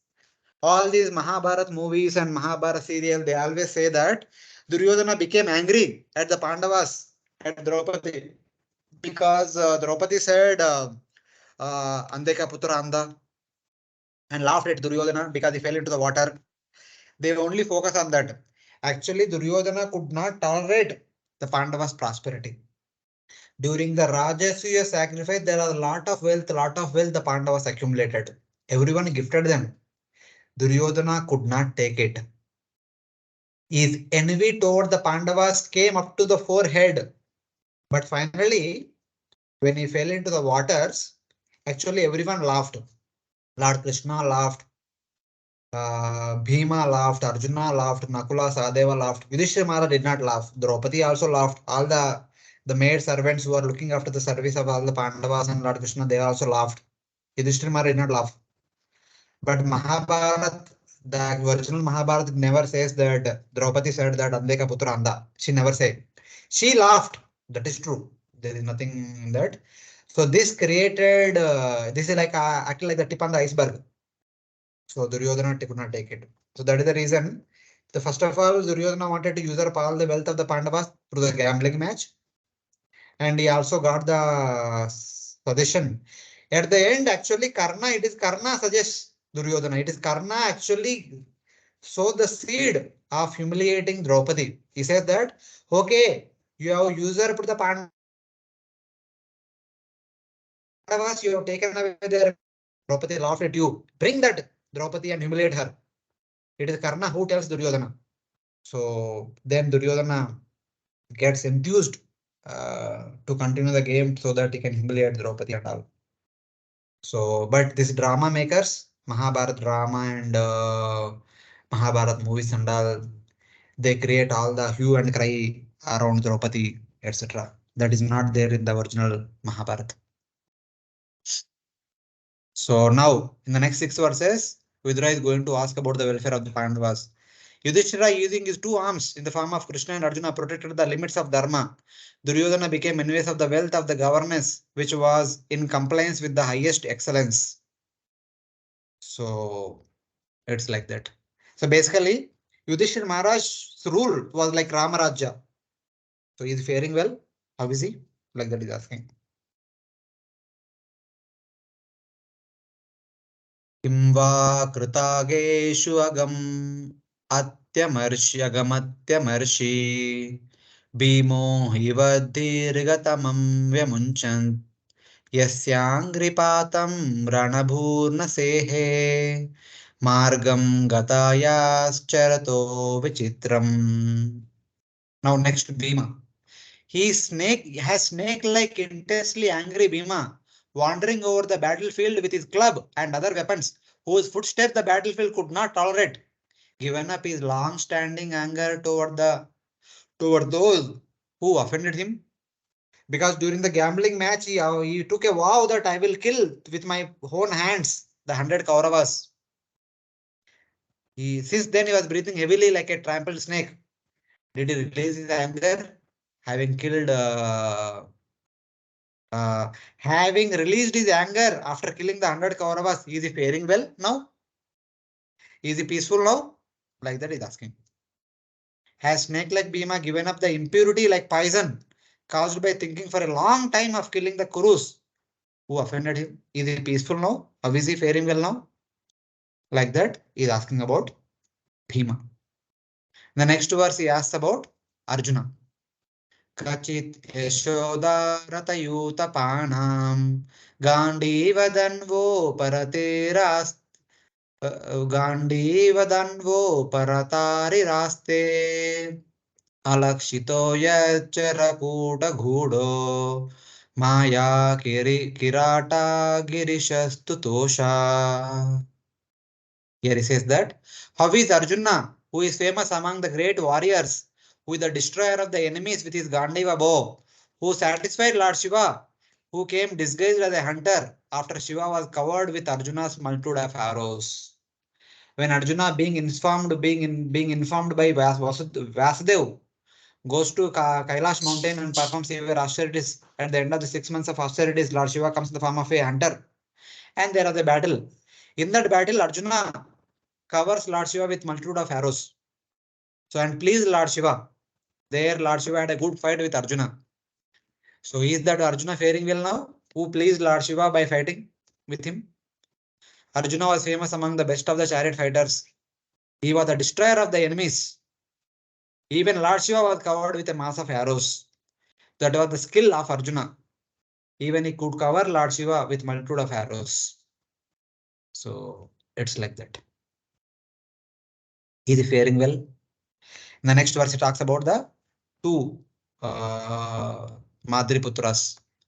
Yema utasvetanayau prutaya Partairutau pakshmabhirakshiniva Rema tavuddaya murde swariktam Para suparnau iva vajrivakrat. Are the twin Nakula Sahadeva, sons of Kunti, protected by the Pandavas, like the eyelashes protect the two eyes, enjoying after they snatched the kingdom from Duryodhana in battle, just as the two Garudas snatched nectar from the mouth of Indra. So here, the other three Pandavas always protect Nakula and Sahadeva, just like the eyelashes protect the two eyes. The two eyes are compared to Nakula and Sahadeva. The four eyelashes are compared to Yudhishthira Maharaj, Bhima, and Arjuna, who always protect them. So previously, they were going through a lot of troubles traveling to the forest, from forest. After snatching away the kingdom from Duryodhana and his associates in the battlefield of Kurukshetra, and being situated under the protection of Arjuna, Bhima, and Yudhishthira Maharaj, are Nakula and Sahadeva are faring well. At least now they are able to enjoy, because among the five Pandavas, Nakula and Sahadeva are considered to be the tender personalities. They are actually very soft and very mrudu, not able to bear severe austerities of the forest life. They have gone through so much trouble. Are they living peacefully now? Because they are considered to be the very tender boys. Because among the five Pandavas, Nakula is said to be very soft spoken, very mrudu, and his beauty also glorified a lot. He is said to be the most beautiful person among all the five Pandavas, something like that. Though Nakula and Sahadeva were the sons of Madri, they also considered to be sons of Kunti. For just as the two eyes are surrounded by the eyelashes, they were surrounded by the sons of Kunti. They were protected like the jewels. They were protected as the most wealthy objects. So in that way, that is the affection of the Yudhishthira Maharaj, Bhima and Arjuna towards Nakula and Sahadeva. So in that way, they would protect, just like the eyelashes protect the eyes. Snatching away the kingdom from the enemy Duryodhana, like two Garudas, snatching the nectar, like Garuda snatching the nectar from the mouth of Indra. Are they now enjoying? So in that way. Or after the Pandavas snatched away the kingdom from the enemy, do the twins enjoy like the birds who, after having stolen nectar from the Indra's mouth, are protected by the Pandavas? So basically, there's a pastime comes in the Mahabharata that Garuda, in order to release his mother Vinata from the subordination of Kadru, he goes to Indraloka, steals away the nectar from Indra's protection and gives it to Kadru and releases his mother. So that pastime is being indicated. Comparing the twins to Garuda is an example of Adbhuta Upameya, astonishing comparison. So basically, he's asking about the welfare of one after the other. Finally, he asked the welfare of Pruta, Kunti Maharani, the Pandavas' mother. Aho Prutapi Driyaterbakarte Rajarshivariena Vinapitena Yastve Kaviro Dirato Vijigye Dhanurdvitiya Kakubas Chatashra. Ho, how is Kunti, who maintained her life only for the sake of her young sons in the absence of her husband Pandu, who, without the assistance of others, conquered the 4 directions with the assistance of only his bow. So, after Pandu became the king, he went on Vijayatra. With small army only, traveled all over the length and breadth of the entire Bharatavarsha. Whoever were opposing the Kuru Rashtra, they were all defeated by Pandu Maharaj. He was a great warrior. And after the death of that kind of a great warrior, still Kunti continued to live. Why? Because she had small children. It is only for the welfare of the five Pandavas that Kunti Maharani lived and she went through so many troubles. Is Kunti Maharani faring well now? At least at the end, the Pandavas became the rulers of the entire Bharatavarsha and they don't have any enemy in the form of Duryodhana, Dushasana, Karna and Shakuni. Is Kunti living peacefully at least now? So that is what he is asking. So while asking about Kunti, Vidhura also glorifies Pandu because Vidhura is Pandu's younger brother. He is very closely connected to Pandu. How can he not speak about Pandu? So he simply speaks about Pandu Maharaj. So in that way. After speaking about Yadavas and Pandavas, now he tells that I don't want to ask about Dhritarashtra. I can only lament for him. His lamentation for Dhritarashtra he says in the next verse. Saumyanusoche tamadha patantam Bratre paretaya vidu druheya Niryapito yena suhrusvapurya Aham swaputram samanuvratena. He says that, Oh Uddhava, I just lament for Dhritarashtra, who will eventually fall to hell, Adhapatantam, because he committed violence against his dead brother Pandu by afflicting so many troubles to the Pandavas. And he also committed violence against me by drawing me away from the palace. Though I am working for his well-being always. He said that, I do not ask about the welfare of the blind Dhritarashtra, but lament for his eventful fall down to hell. Oh Uddhava, Dhritarashtra committed violence against his dead brother Pandu by committing violence against his sons, the Pandavas. He also committed violence against me, his living brother, by driving me out of the palace, hearing the words of his own son Duryodhana. though I am his well-wisher. So both the way, Dhritarashtra had two brothers. He troubled both the brothers. He troubled dead brother by causing trouble to the sons of Pandu. He troubled living brother by not giving him any due respect and throwing him out of the kingdom. So in that way. So I don't want to ask about his welfare because there is no welfare for him. He anyway will go to hell. So in that way. So all these are the verses asking about the welfare of different personalities. And the last 4 verses, he talks about Lord Krishna, Lord Krishna's mission and all. So before going that, any questions are there? Till now, any questions devotees have? You are able to follow? Prabhuji, what is that? Hare Krishna, Prabhuji. The previous verse, 2 Garudas are mentioned. No, actually that is a mistake. The 2 Garudas means Nakula and Sahadeva were compared to 2 Garudas. Okay, Nakula and Sahadeva are 2 people. They are compared to Garuda. It is said as 2 Garudas. As a comparison. They are simply compared to Garuda. Just like Garuda stole nectar from Indra.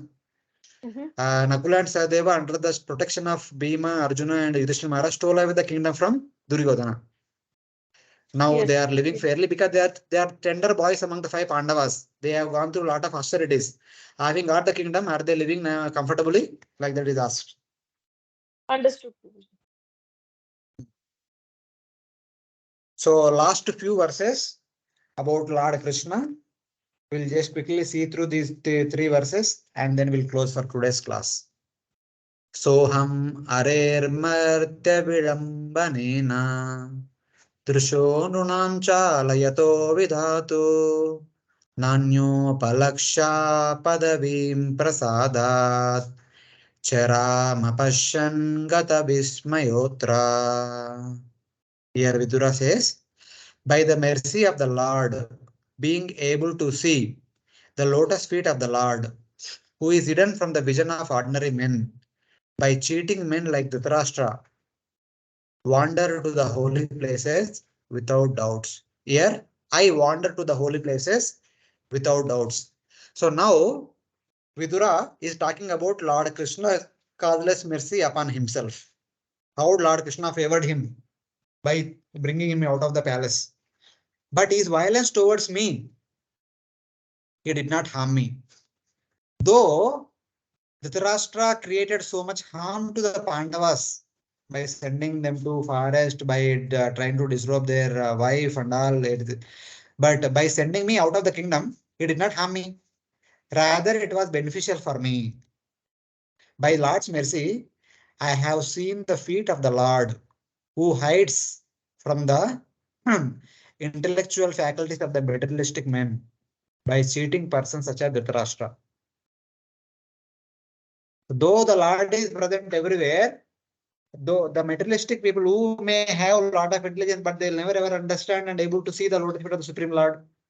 Though the Lord is personally present, they cannot understand about him. But through the instrumental intervention of the personality Dhritarashtra, the Lord sent me out of the palace, but made me able to see Lord's lotus feet every day and now. That is Lord's affection towards his devotees. This is the astonishing way Lord performs his activities. Adbhuta Karmana. Free from doubt, I wander to all the holy places, unrecognized by others, since I do not reveal the secret about the Lord to anyone. The Lord revealing himself to Vidhura, who was drowning in an ocean of grief when he was driven out of the palace by the Duryodhana, spoke to him. When Duryodhana insulted Vidhura, Vidhura left the palace and went out of the palace. And during that time, he was feeling very sad. That time Lord spoke to him. He said that, "Oh Vidhura, my greatest devotee, are you lamenting because of separation from me? Having given my promise to you, now you will see me wherever you travel, since I will go there before you. Don't worry, my dear Vidhura. You are feeling separation from your family members. Don't worry. Wherever you go, I will be there to give you my darshan. You will be able to see my lotus feet everywhere. Don't worry. Before you go there, I'll go before you, and I will make myself ready so that you will see my lotus feet. This is the blessing of the Lord. Even after the death of Duryodhana, when Yudhishthira was gained the kingdom, Vidura was without effort able to see the Lord with great bliss. Whereas for others, great effort was needed to see the Lord. So before he was driven out of the palace, Lord Krishna would frequently visit here and there, and Vidura would also travel here and there. He had a good fortune of seeing Lord Krishna occasionally. But now he does not want to go in front of Krishna also. He will not be having the opportunity to see Krishna in Hastinapur also. But Lord Krishna promised to Vidura that wherever you travel, I will give you my darshan to you. I will be there before you. However, with the Lord's final disappearance, now Lord disappeared, Vidura would be Lord would be withdrawn from the vision of Vidura. Therefore, until he met Uddhava, he was again disturbed because he could not see the Lord. So he was seeing the Lord everywhere. But when again he came to Prabhas, his vision of Lord's lotus feet disappeared. He was feeling sorry. That is when he met Uddhava. And eventually, by Uddhava describing Lord's activities, again he will remember. But eventually, Vidura will go to Yamaloka, resuming his original position as Yamaraj. So that is a special mercy upon Vidura by the Supreme Lord. And Lord's mercy upon all of us will be mentioned in the next verses.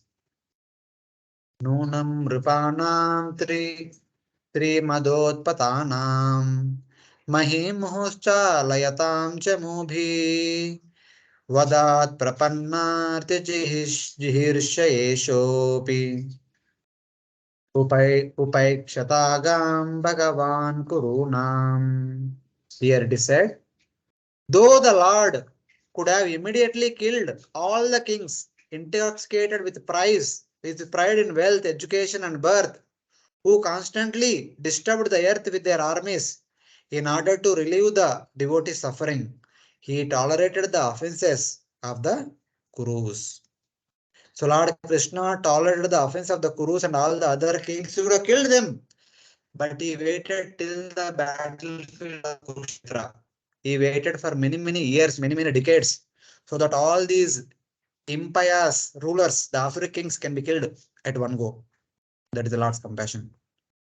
It is pleasing to the Lord. Is it pleasing to the Lord that his devotees were exiled to the forest, like Pandavas? Lord Krishna could have killed the Kauravas during the gambling match only. Why did he allow them to exile to the forest?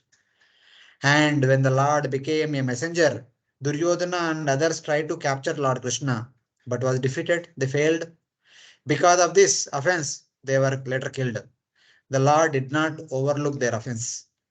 They have done many offenses. They took part in destroying, insulting Draupadi, usurping the Pandavas, sending them to forest, and even they gone to the extent that they wanted to arrest Lord Krishna only. It is the tip of the iceberg. Lord Krishna said, "Okay, enough is enough. बहुत हो गया अभी, हो गया, चले जाओ वापस."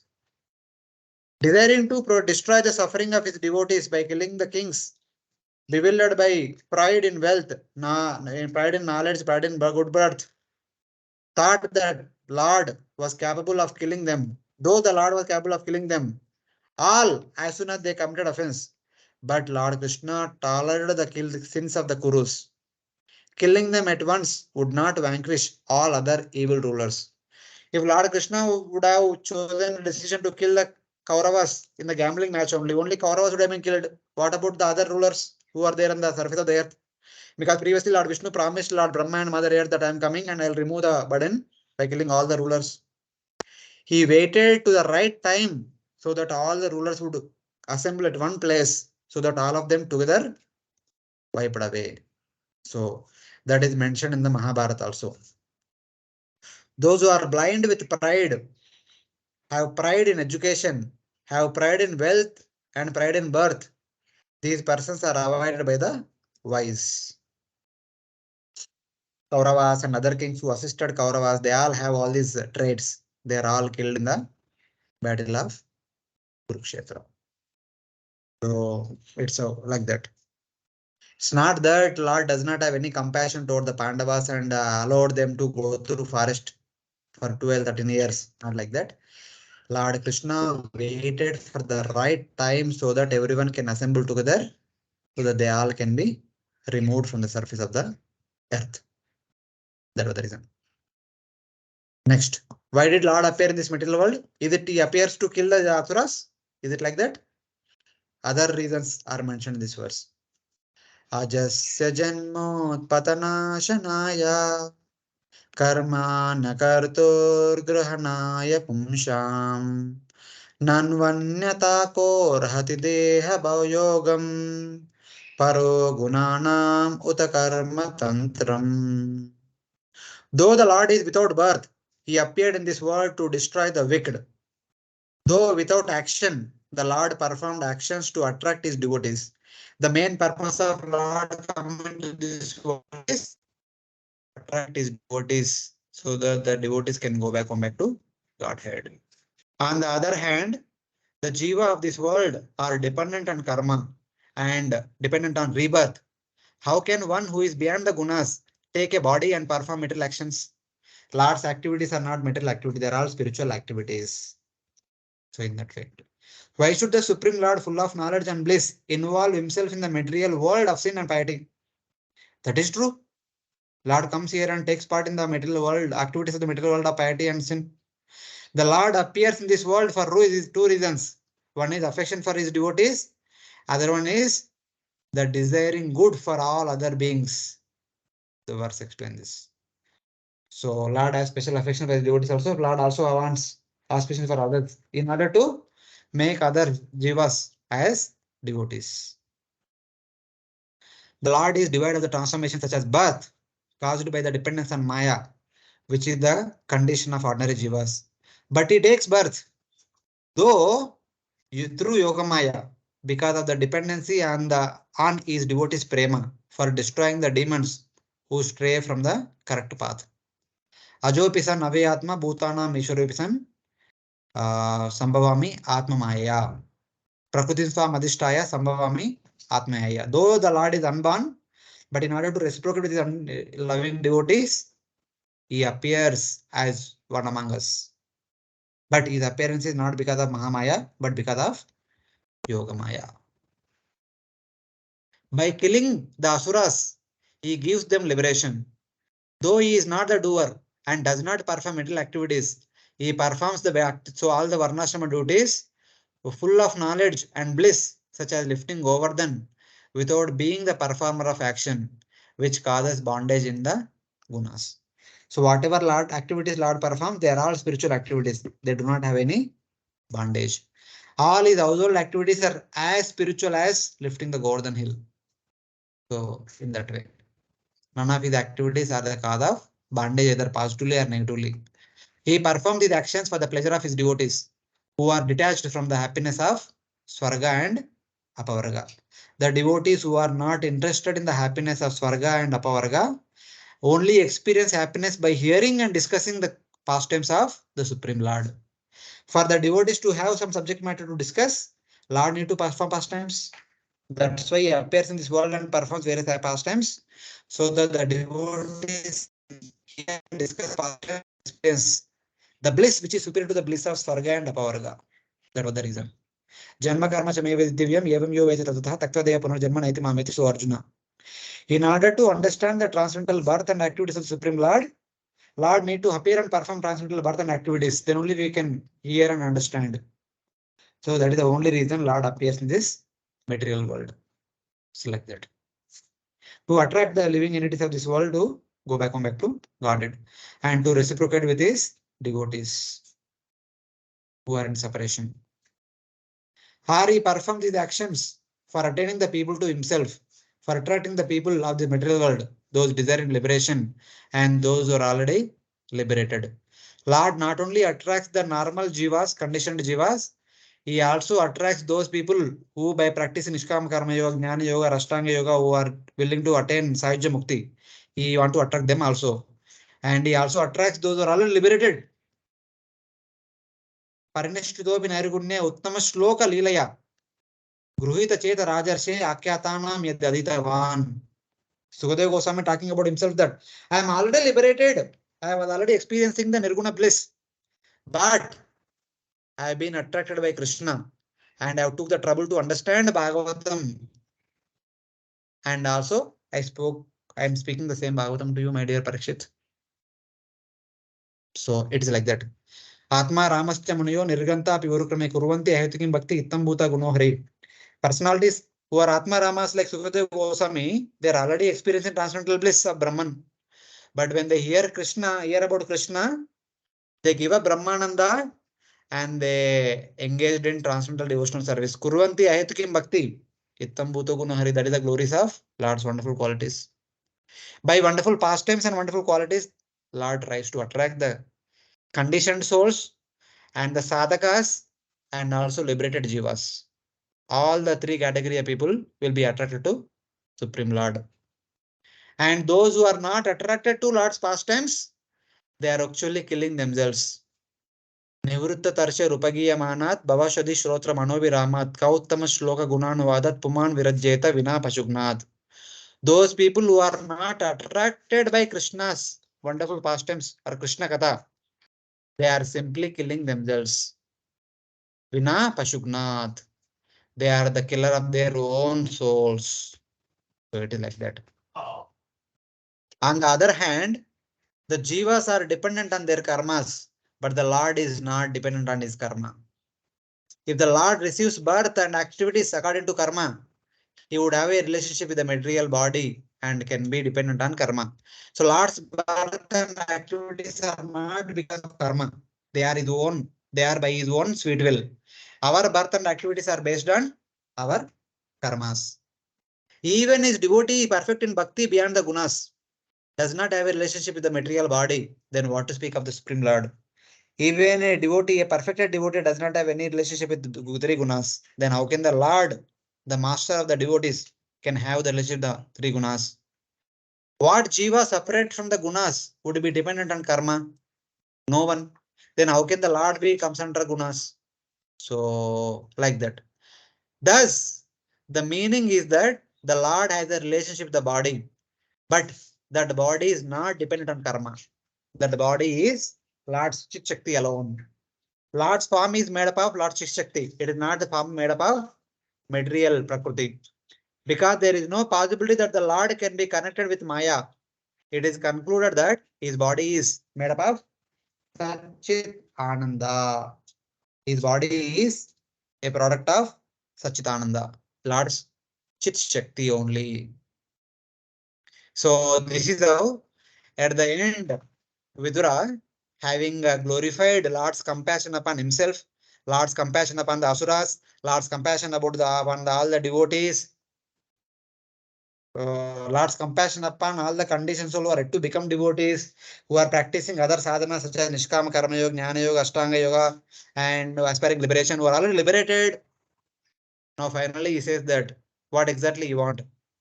Please talk about the welfare of all these personalities and also talk about Lord's wonderful pastimes. That's what he says in the last verse. This is the last verse for our discussion, just 2 minutes. Tasya prapanna kilalokapana avastinanam anushasane sve artaya jatasya yadushajasya vartam sake kirtaya tirtha kirte. He says that, O friend, O Saka, though the Lord is without birth, he appears in the Yadu dynasty for the sake of his pure devotees who follow his instructions, and for the surrendered kings. Please describe the pastimes of Lord Krishna, who is famous as the best place of pilgrimage, Tirtha Kirte. Please speak about the birth and activities of the Lord, who is full of knowledge and bliss. Though the Lord who does not have any birth, but takes birth in the Yadukul, and why and how he performs all these pastimes, please speak about them. Also speak about the pastimes of the Lord, who is famous as a holy place, which can purify everyone and deliver them from samsara, for the benefit of those kings surrendered to the Lord and for the others who follow his orders. So the people go to pilgrimage places and take bath there, take darshan and perform some austerities and etc. for the purpose of purification. And devotees hear Krishna Katha for the purpose of their purification, because Lord Krishna is considered to be one of the famous holy place. So Vidhura says that from the last 35 years, I have traveled to many holy places. I bathed there. I performed austerities. I fasted and I took darshan of the deities.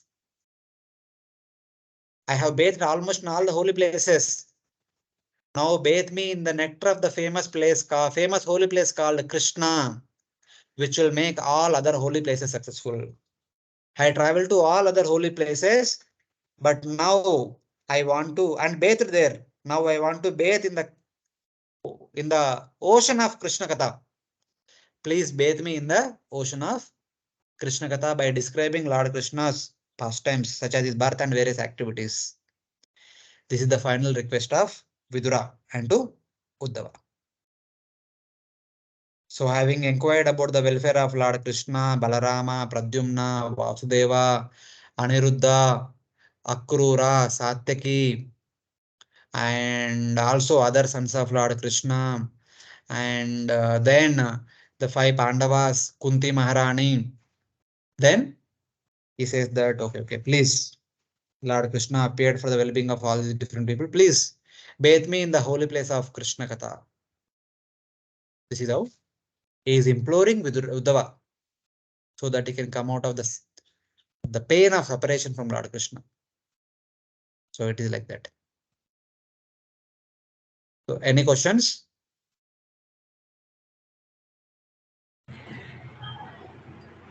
No, Prabhuji. Hare Krishna. Okay. Other Hare devotees? Krishna Prabhuji, for 5 marks Yes, we have to Manjushri. like half the page, no? Wait, exam ayilvatitadam. So no questions from the discussion today. Hope I did not confuse you. We have discussed it properly only. No, Prabhuji, it was So very